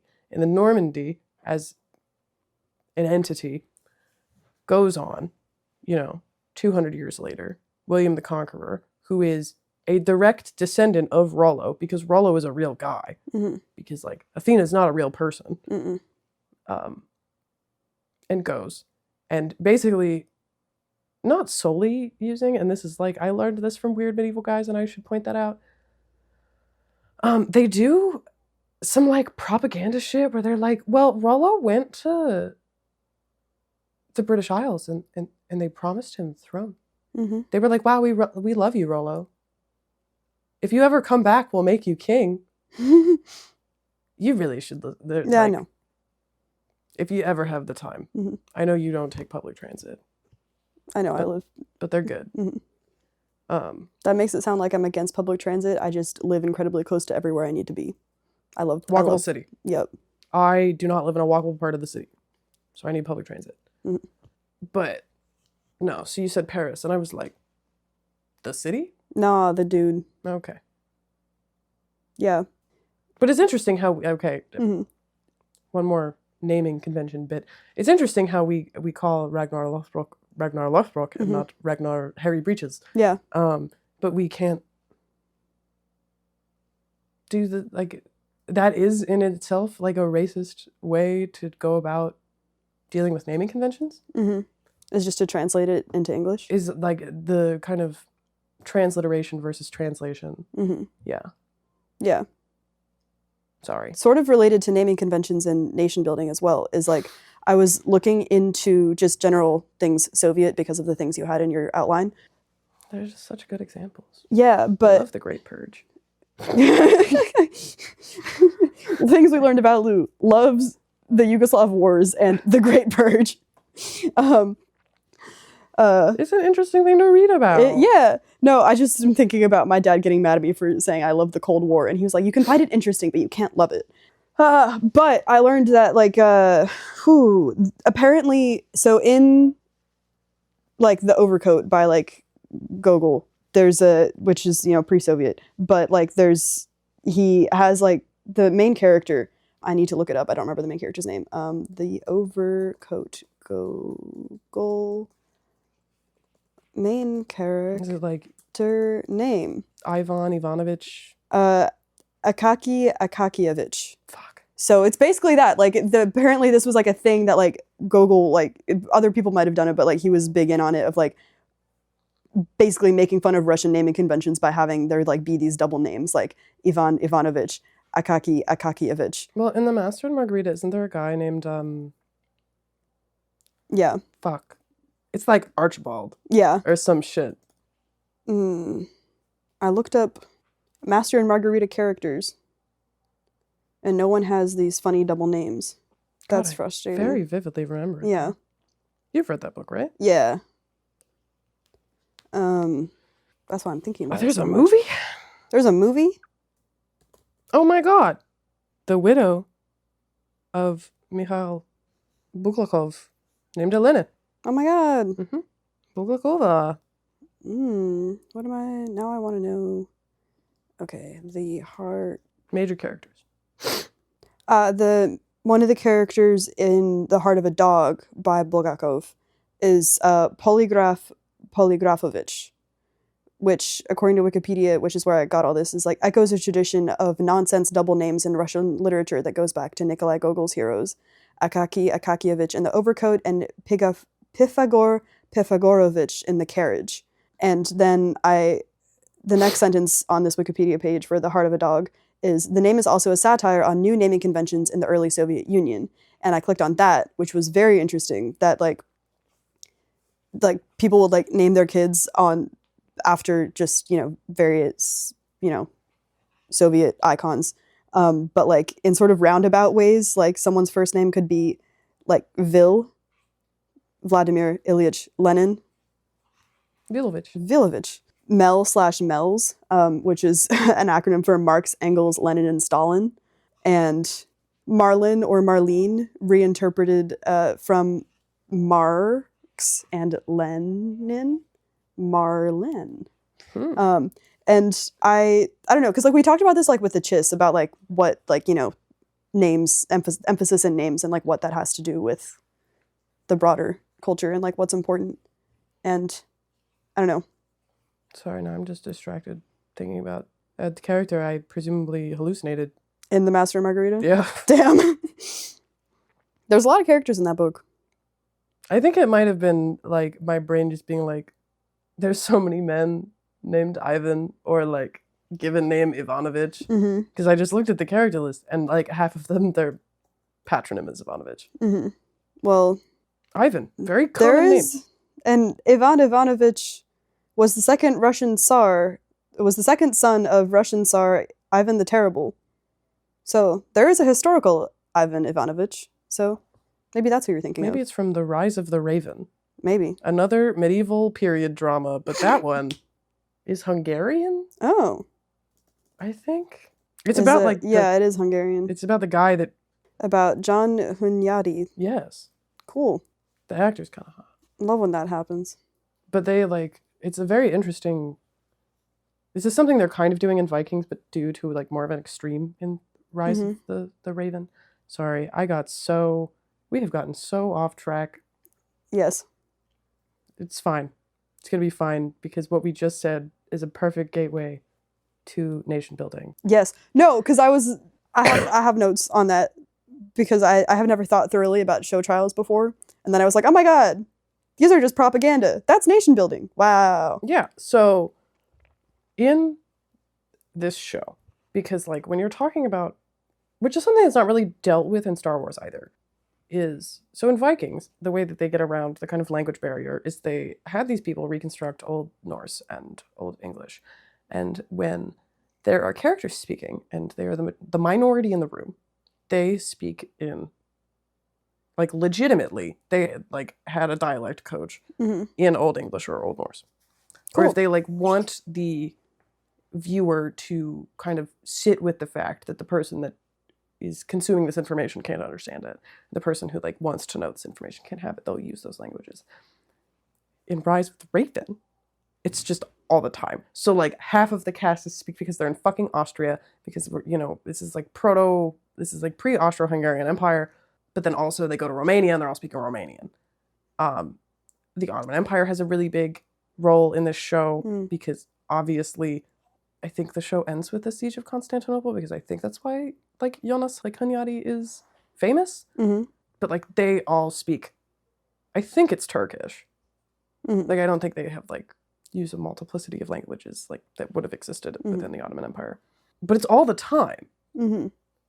So like you constantly have to have subtitles on, which means the subtitles are very good. Because they basically had to do them in every language for every language. It's just very... I don't know. I wish that was something that was done in Star Wars. Yeah, right? Yeah. I feel like it is kind of in... No, I'm thinking about the artist is present. Motherfucker. Rip. All the time. But I guess kind of with like all the trade languages in the Chiss Ascendancy. Like, it's kind of... I think Timothy Zahn tries to play with it a little bit, but I think it would be something really interesting to see on screen. Yes. But I think maybe Star Wars fans Maybe the perception of Star Wars fans is that they're too stupid for that. Tough. Yeah. We gotta raise the profile of the intellectual capacities of Star Wars fans.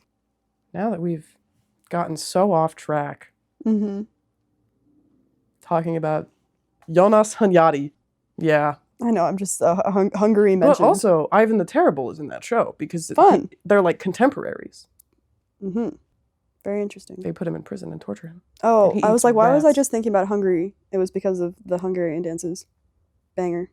Have Okay. you listened to them? No. Brahms's Hungarian dances? We've talked all we can about names. Mm-hmm. Mm-hmm. Now that we've kind of like beaten the horse to death with the naming conventions, I do think that is a perfect segue into Yes. talking about what it means to be part of an in-group, like all those boys named Paul, Yes. whether or not they are baptized, or all of the, what's the current iteration of Elizabeth? That's cute. Whichever one that is. Eliza? Maybe? I feel like that's like I feel like that's just, I have a sense that might be a popular version of Eliza just because of the popularity of Hamilton. Maybe. I feel like Emma's a really big one too. Emma is a big one. Is that based on Elizabeth? It's Elizabeth's all the way down, I guess. Naming your baby something to designate it as part of an in-group. When you name your baby George after George Washington, Yes. that is nation building. It is. Is my point, I guess. Mm-hmm. My dad, perfect example, named after JFK and his dead baby. Okay, so Nation building. nation building. Would you like me to define?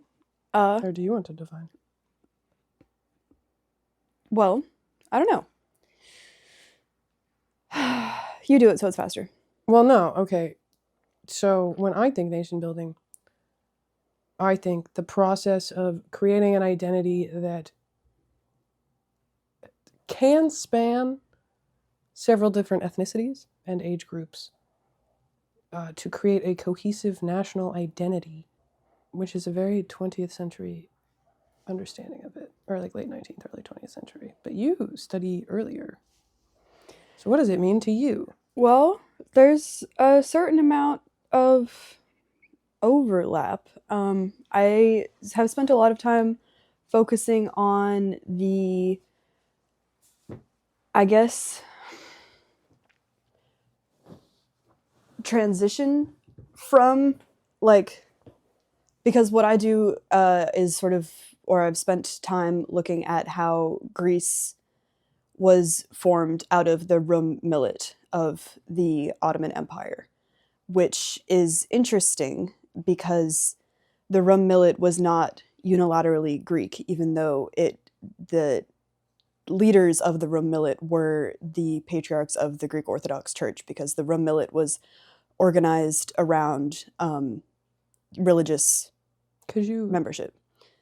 What the millet system is? Yeah. Okay, so basically the Ottoman Empire was a multi-ethnic empire. How did they manage the fact that there were multiple ethnicities living under one empire? What they did is created this sort of form of autonomous management of religious groups that sort of like, some scholars take issue with the idea of like calling it a millet system because that sort of implies a top-down enforcement rather than a bottom-up.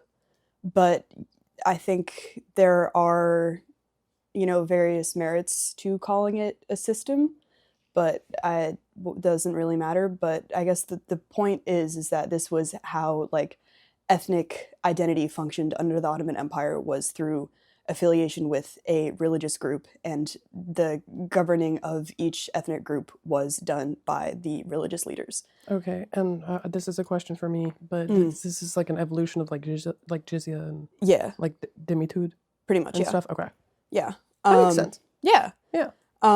So as you can see, I only understand this in the Jewish context. Yeah. But yeah, it was sort of like allegedly, but also it makes sense to be interpreted this way, like an interpretation of like the Charter of Medina, which was, the Prophet Muhammad's charter, when he like brought the Ummah to Medina, which is, you know, that migration, the Hijra, is the beginning of the Islamic calendar. So year 0 for Muslims is the year of this migration. And then at Medina, there were Jews, Christians, Muslims living there. And then the Charter of Medina is the charter that sort of designated how each religious group would govern itself. And so the Ottomans sort of like, I mean, it's also then, like a part no of relation to like the Pact of Umar. I don't know what that is. Give me 1 second. I don't know when it was written. Yeah. But while you're looking that up, it is also like that in and of itself, like connecting the like millet system to the Charter of Medina is a function of nation building. You know, it's like connecting one like feature of nation building is like creating a historical timeline from like what you were talking about with the what they did with the nation, like the myth making for the guy with the hairy pants and Rollo, like being like authorized by the kings of England. Is that what you were saying? Or authorized by the like aldermen. The aldermen. So like they're like, I feel like one way that the authority of the nation can be registered is like through a like historical claim to like continuity. Okay. To sort of like, I don't know, this was definitely a big thing that was at play in Greek nation building because there was a huge appeal to ancient Greece as like the source of what modern Greece should be. Yeah. Okay. So what you were saying. Back to the Pact of Umar. It's a treaty between Muslims and non-Muslims who were conquered by Umar during his conquest of the Levant in 637 CE. Mm-hmm. That later gained a like canonical status, which I would assume that the Ottomans are probably working more off of that, even if they say they're working off of the Charter of Medina. Because it, I can tell you, this is from the Wikipedia, but I do, wow, it's just the entire pact. Cool. Based. So when you Muslims came to us, you requested for safety for ourselves, children, and property, and followers of our religion.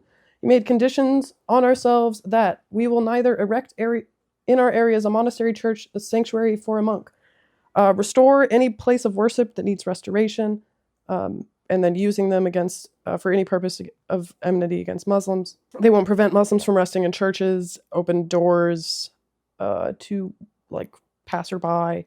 Muslims who come will get food and board for 3 days. No spying against Muslims. You know, not teaching your children the Quran. Publicized practices of polytheism. Inviting anyone to do polytheistic things, which like at this point was like not a thing in the Levant. They were all Christian or Jewish. Prevent any of our fellows from embracing Islam if they choose to do so. They will respect Muslims. They will move from places in which we sit if they choose to sit in them. We will not imitate their clothing, caps, turbans, sandals, hairstyles, speech, nicknames, and title names. So this is like selling liquor, encrypting stamps in Arabic, belt for some reason, refrain from erecting crosses, not raise our voices at our funerals, stuff like that. Not burying your dead next to Muslim dead. Just kind of this very like proto.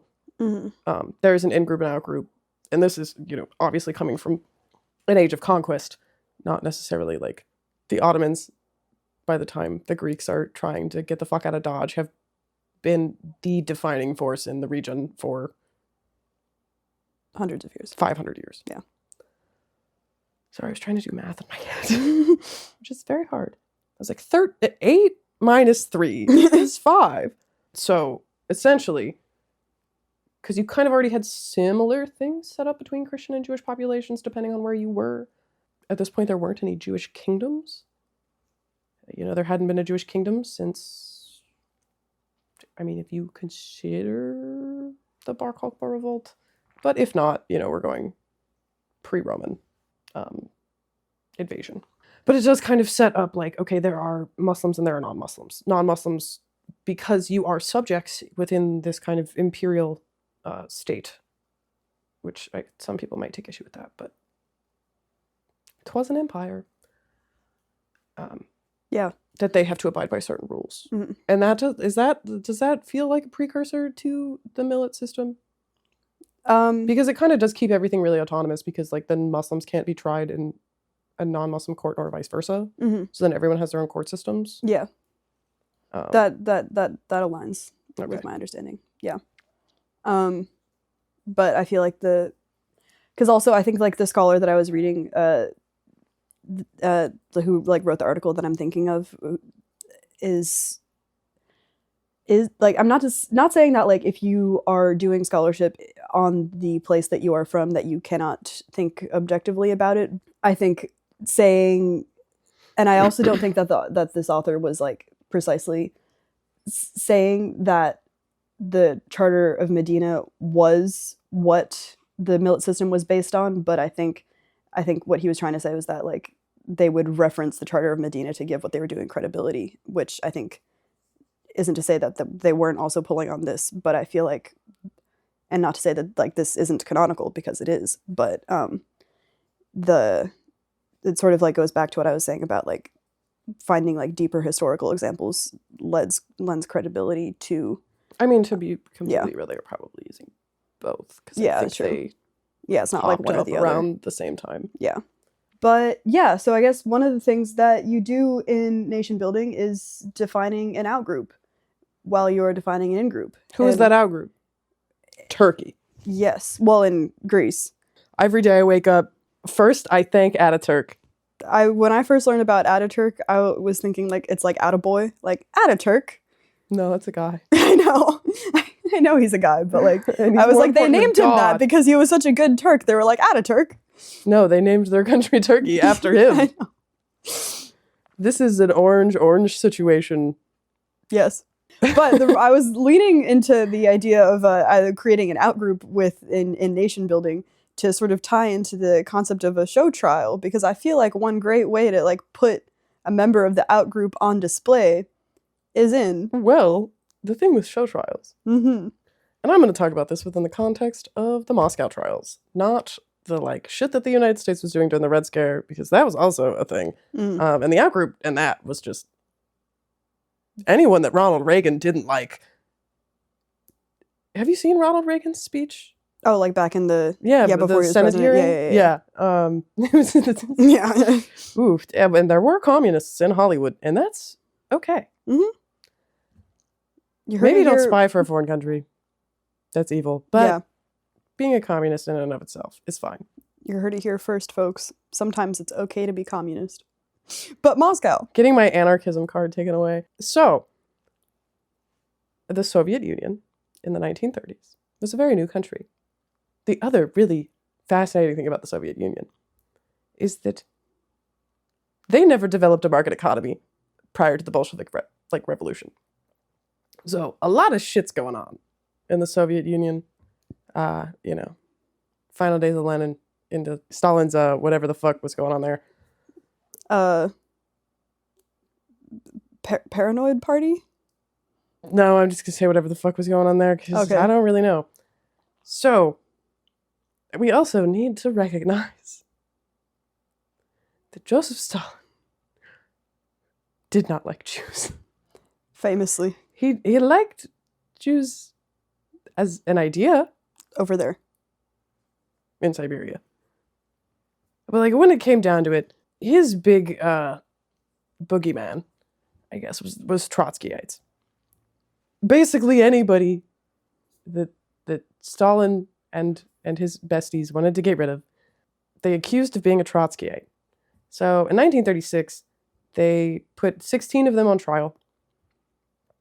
And they did this several times, where and this also goes to show how paranoid Stalin was at this point, and this is also part of the Great Purge, which, landed a fifth of the USSR's population in labor camps.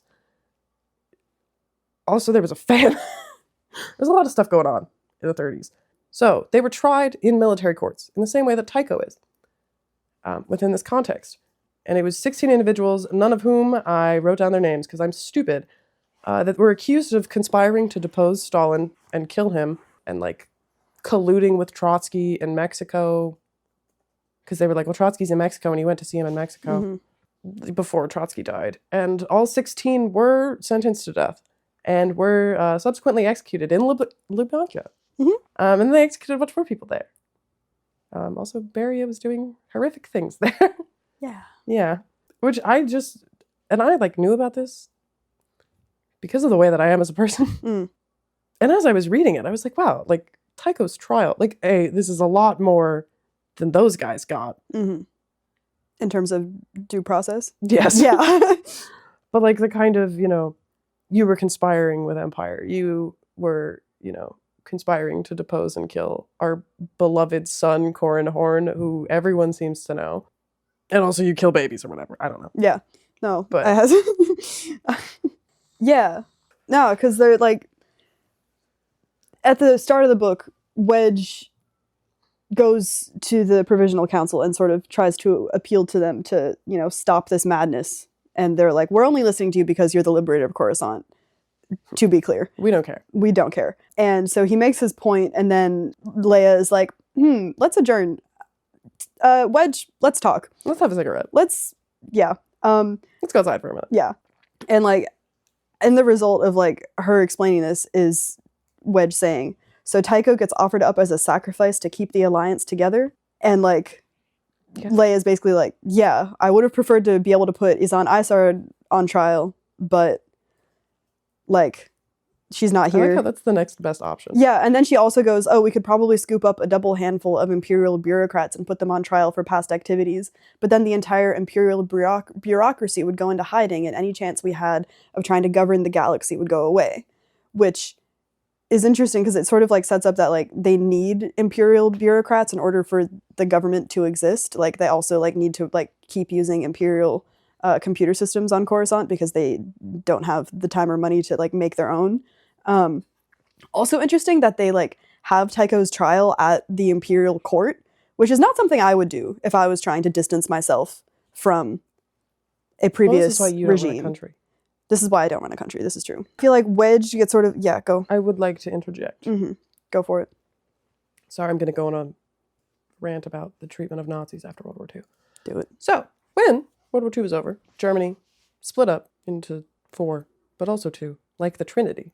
Yes. A lot of, and I will call them tankies, I think, will point to the fact that West Germany, the reason that none of the Nazis went away in West Germany was because all of the judges, because to be a judge in Nazi Germany, you had to be a card-carrying member of the Nazi Party. So all of these judges are card-carrying Nazis. When they are, and a minuscule amount of people were tried. But when they are going to try these people, the juries are full of people who, may have Nazi sympathies. They just lost a fucking war. Things are not going well for them at the moment. The state in which they live in committed arguably the most industrialized genocide that has ever happened. Mm-hmm. So a lot of these people got acquitted. Over half of the people got acquitted. A similar thing does happen in the Soviet Union, though, in East Germany. It does take a wee bit of a different form, but they basically pick a bunch of sacrificial lambs, and they're like, you go to prison. And then they send everybody else to Siberia, as one does in 1949. Mm-hmm. What are you going to do? You need people to build railroad. Mm-hmm. Off to Siberia you go. But after that, essentially, both states and Italy and Japan and most of the other Axis, countries that allied with the Axis powers, especially the ones that had independence from Britain or France, continued to operate business as usual. They didn't go through and purge because, the Soviet Union was very actively doing that, and it was very obviously a nightmare. Because when you get rid of your entire bureaucracy, suddenly you are a failed state Mm-hmm. with a cult of personality. There is a contemporary state that does that. It is North Korea. And he just named his daughter as his successor. Mm. She's 17. Oh. Yeah. I don't think he has any sons, though. Mm. Or the Russia kind of falling out of windows phenomena. Or the most recent guy got shot with a poison dart. Mm.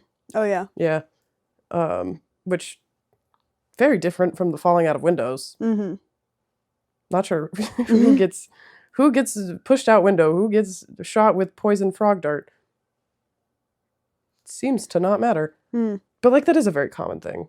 I think that's what he's pulling on at that point, is the like to train an entirely new bureaucracy would, and this is going to sound really fucked up, and it probably should be deleted, would be like trying every single Nazi. Yeah. And putting them in prison. It would just destroy the economy. And especially, you know, if you're, and this is kind of the core of the problem is, okay, you are going to try this 26-year-old girl who was an administrative assistant and put her in prison forever. Mm-hmm. Is that morally the correct thing to do? I would argue yes.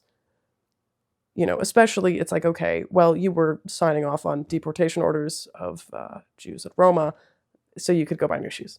That's a thing. That's a way to think about life. Yeah. But you don't do that, because you do that to every 25-year-old girl that was an administrative assistant within the regime. You have suddenly lost an entire generation of women because they were all doing it. Mm-hmm. And you have a similar, you know, there's a reason that the current prime minister of Italy exists.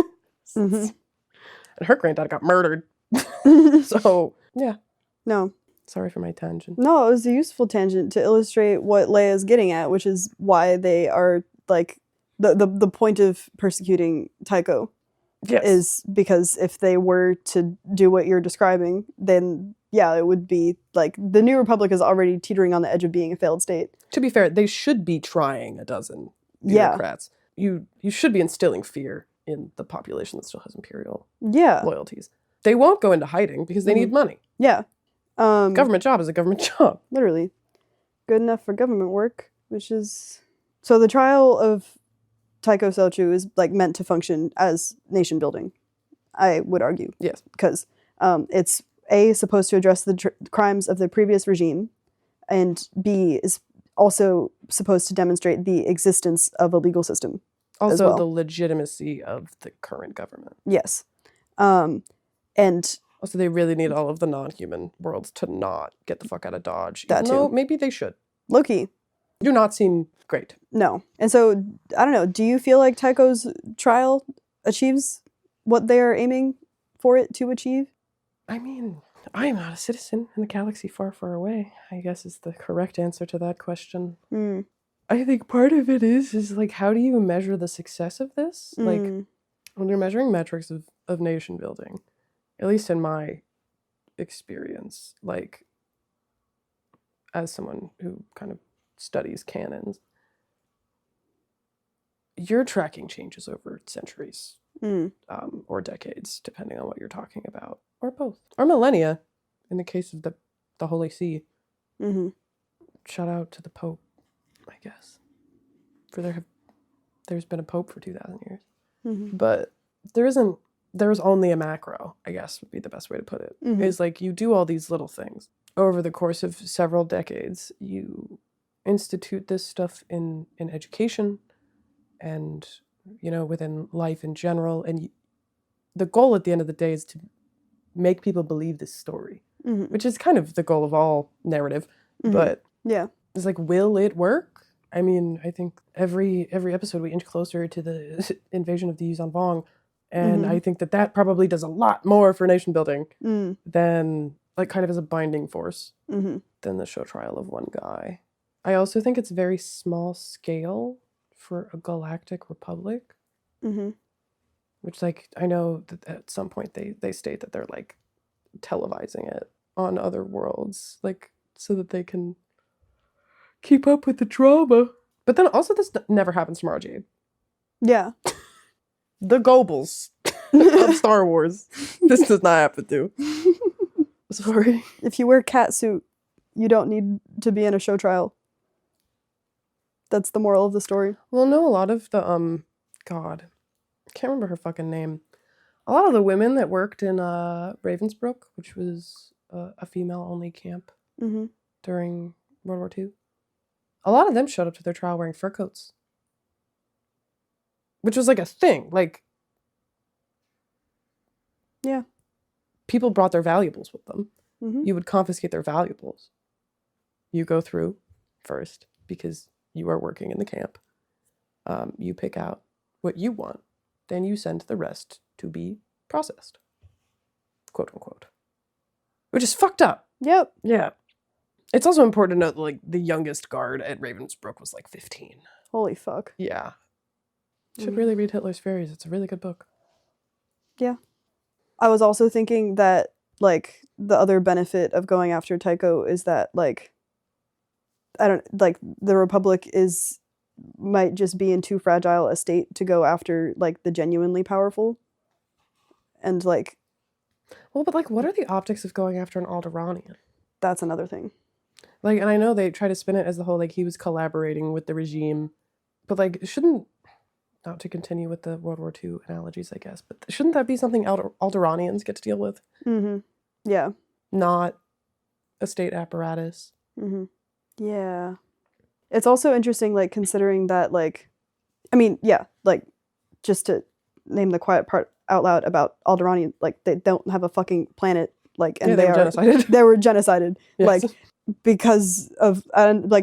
like Alderaan was like a very prosperous planet known for its pacifism, and like the destruction of Alderaan was like, I think I might be wrong, but like considered by many who were sort of like fine with putting their heads down when the Empire was at its height, was like, oh shit, they'll just kill anybody. They'll kill anyone, you know? And so then like also because of like the martyrdom of this entire planet, like the survivors of Alderaan like are like, also I kind of think because of Leia Organa's like visibility as part of the New Republic and the Resistance or the Rebellion.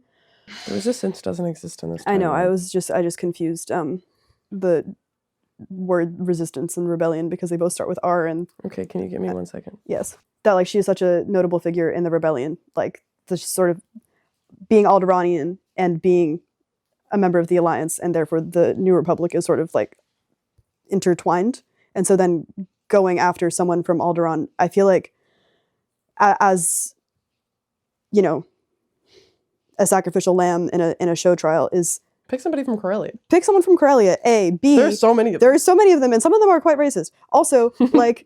But I also think it might just be this sort of, I don't know, remember we were talking about how, like, this is so, like, the Democrats coded of, like, it's sort of what they're, like, trying to signal by, like, going after someone who was, like, a member of Rogue Squadron, even though, like, he was the XO and he couldn't, like, you know, have guns because they were suspected him of being a spy, even though, whatever. Like, member of Rogue Squadron, Alderanian, early Imperial defector, like later Imperial defector. Later Imperial defector? He defected after. Oh, right. Later Imperial defector. But like defected after watching his family get blown up. Like he is. Well, didn't you know that he knew that the Death Star was gonna blow up Alderaan, and he called them so he yeah. Yeah, that was like a whole thing. Yeah, they did say that about him, that they were like, and this also sort of goes back into it, like I started reading. Oh, I didn't finish my initial thought that I was going on. But, like, no, you didn't do anything wrong. I just change thought lines like an infant. But, like, theoretically, he is, like, an emblematic, like, New Republic man. Mm-hmm. Like, he is the ideal. And so I feel like going after... He's also hot. So going after... He's not dead like Corran Horn. Yep. And Corran Horn can't fuck up anymore. Because he's dead. So it's sort of like... I also think is sort of, like... is part of like the virtue signaling of it is like there is no one that is above suspicion.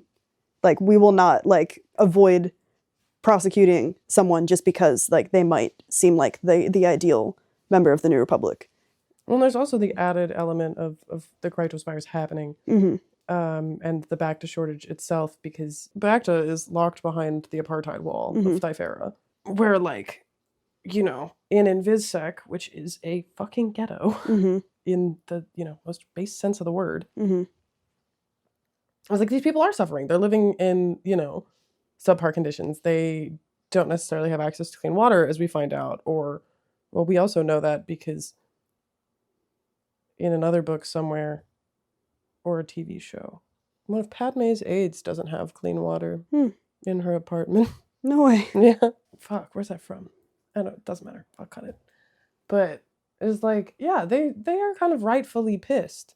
And I mean, maybe they extrapolated a little too far where they're like, well, obviously, like, this is a human-made virus, and these people, like, are just as bad as the Empire. Mhm. These people, there's the conspiracy theories about Tycho himself having made the Krytos virus. Like, there is weird shit going around.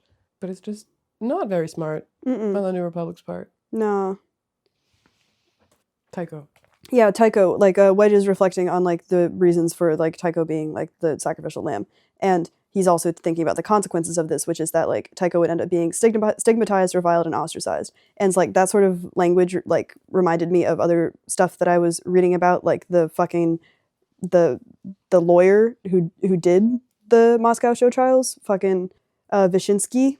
Yes. And I started reading, like, parts of a book that was cited in the Wikipedia article about him, which is, in The Prosecutor and the Prey, Vyshinsky in the 1930s and the Moscow show trials by Arkady Vaxburg. Like, he writes about, like, the link between the kind of language that Vyshinsky was using during the show trials and what the press was taking up, and, like, the sort of, like, the dehumanizing rhetoric of, the people who were on trial, and sort of that's also applying to Tycho's case as well. Yes. Yeah. Because they do want to make him out to be a monster, which is, as we have learned in the real world, not the way to do that. The correct way to try war criminals is to be like, look at that pathetic little man. Yeah. He's a regular old coward. And then you execute him in the middle of the night. Yep. With no witnesses, except, like, one dude who can testify. And then you do not tell anyone where you put his body. Yep. Let there be no shrine. In which Lenny seemingly writes a small fic from the perspective of the Gomorian family that Gavin and Asir visit during the outbreak of the Krytos virus. Oh, yeah. I was thinking about what it must be like to just, like, I think in particular just the way that the New Republic has a narrative and then goes, like, back on the narrative, and, like, what the fuck that feels like, or if it feels like anything. But I don't think it... You can read it. It's not good. It's not really a fic. It was just sort of like, wow, this is... Giant thunderstorm. Entire neighborhoods are destroyed with construction droids. Congratulations, you're now liberated. Someone named Corran Horn is dead? Who the fuck is Corran Horn? Everyone has space Ebola except for humans and Bothans. Also, there's not enough Bacta. Okay.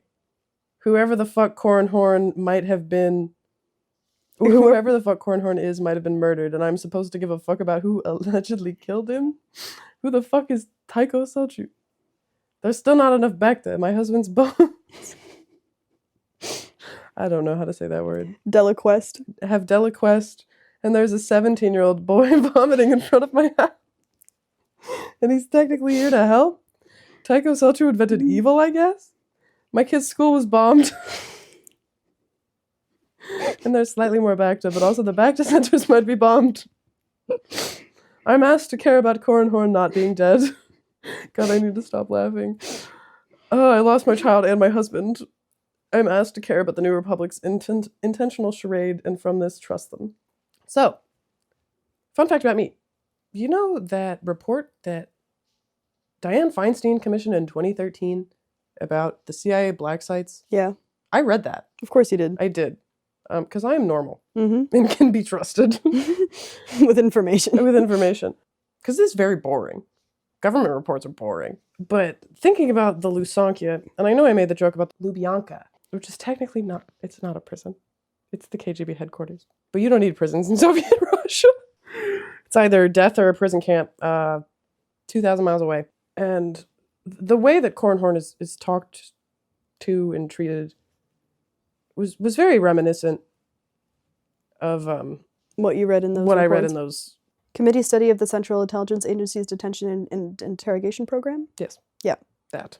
The enhanced interrogation techniques. Yes, it's the enhanced interrogations techniques report. Which is a time. And, I think it's important that we don't torture people. Yeah. I think torture, not great. That's my hot take of the day. Your hot take is torture bad? Torture bad. I can get behind that. Yeah. And, a lot of the places in the report aren't named. Or they are signified by a code that is redacted. Mhm. Because the other thing with this report is you think the fucking Epstein files are redacted. That report's fucking redacted. Well, because A, they did it correctly. Mhm. So you could go into Adobe Acrobat and undo it. But B, they basically went through and like, it's like everything, anything that could even be remotely, and I'm talking like fucking remotely. They're like, well, you referred to this agent as Agent P. We are afraid that this will lead this agent to being doxxed, even though like the alphabetization code they used is like randomized. So like all the countries are redacted, because it'd be like, oh, this is in country J. Does that mean Jordan? It might mean Jordan, so we need to redact it. And it basically goes through, and it is a report of all of the information about the enhanced interrogation tactics in the Middle East during, like, in the wake of 9/11 and during the Iraq War. And it was published in 2013. It was commissioned by Feinstein and whatever committee she was on. Obviously, they were doing this before then. They were torturing people in prisons. Guantanamo's existed for a very long time. Canada got in trouble for torturing teenagers in Guantanamo Bay. Don't torture a 14-year-old. It's my hot take of the day. Yeah. But, and I'm not saying like, oh, I want more gore in the torture scenes. Mm-hmm. But part of me is like, you have like, even in 1996, you have a plethora of information on how these function. Mm-hmm. And like why they are not being relocated if they wash out of this sleeper agent program was really confusing to me. Mm-hmm. Because Tycho was relocated, Mm-hmm. Which makes sense. Mm-hmm. But is it like, oh, they like don't want these people to escape? Okay, well, still, like, I'm very confused on why you don't move them to a secondary location. Mm-hmm. This seems like very bad OPSEC. Mm-hmm. I was just wondering how you felt about Corran Horn's time. I also just wish it didn't exist because I just don't give a fuck about him. Yeah. No, I don't need his thoughts or feelings. No. Or concerns, for that matter. Or questions. Nothing. None of it. Well, one thing, I mean, this is not directly to your point, but I was sort of interested in the way that prisoners who were affiliated with the Empire related to prisoners who were affiliated with the Rebellion, and how they sort of created like little identities for themselves within the context of the prison, where like Jan Dodonna was like, we don't have titles here. That was for when we were people. But Corran notes to himself that he also reckons that it's the rebel prisoners or New Republic prisoners, whatever, like also do that to distinguish themselves from the Imperial prisoners who still use titles. And I thought that was kind of interesting. Also, Avir Daracote has been in this prison for a year. Yeah. Worth noting. I love that Avir Daracote makes... Does not make much sense. No. What's the word for when you Hooch. make alcohol? Yes, he makes hooch. And he gives it to the New Republic folks, which is fun. And Corran Horn is like, what if he poisons this? And they're like, well, he's an alcoholic. Yeah. So if anyone's gonna die, it's gonna be him. Yeah. I don't know. I do think it is like definitely fucking interesting at minimum that Isard has like kept this ISD just under Coruscant, which is now under the control of the New Republic. Like, I mean, I guess she just always felt like she could just fly away at any moment and like didn't give a fuck about the casualties. Well, also, how did they get it there? Well, there was no like clear answer to it, but I think like Wedge was thinking to himself about it. It was either like the construction droids just like did that, because it seems to be that they're always just like building and unbuilding parts of Coruscant. Okay. And he's two theories are like, how did the Emperor get people to forget that an Executor class Star Destroyer was like under the city? And he was like, either his powers with the Force were so strong that he just made people forget, or he killed them all. Which one? So that's what is said. Sheev has lost the mandate of heaven. 1 trillion dead. Yeah. So, that's Krytos Trap. Yep. Next time, we're going to be covering the Bacta War, Yes. The 4th installment of the X-Wing trilogy, or the X-Wing series, and the last installment of the Rogues Quartet. In the next book, we'll see Rogue Squadron return to its roots as a terror cell. We love terrorism here on Interview with a Bothan. Yep. And we're going to put this on the internet. But only when it's in fiction. Yeah. Only fictional terrorism. Yes. I would never condone terrorism in real life. This. Ever. I think it's abhorrent when it's nonfiction. I did not have sexual relations with that woman. Don't compare me to Bill Clinton. I'm sorry. What the fuck is a nation building? Sorry. What the fuck is a nation building? The UN. Oh, that's a nation building. The consulates. Yep. And embassies are That's nation, buildings. Building. We're gonna watch Wuthering Heights. We will let you know next time if it's better or worse than the Star Wars Holiday Special. This is how I rate movies now. That's the only way to do it. Yeah. Our music is by Thomas Seibel. Our art is by our glorious leader, Elenos. I am Lou. That is Lenny. Thank you for listening to Interview with the Bothan. We will see you next time. And I'm sorry. I'm not. Cool, we did it. Fuck. Oh my god, I need to wash this dye out of my You're so brave.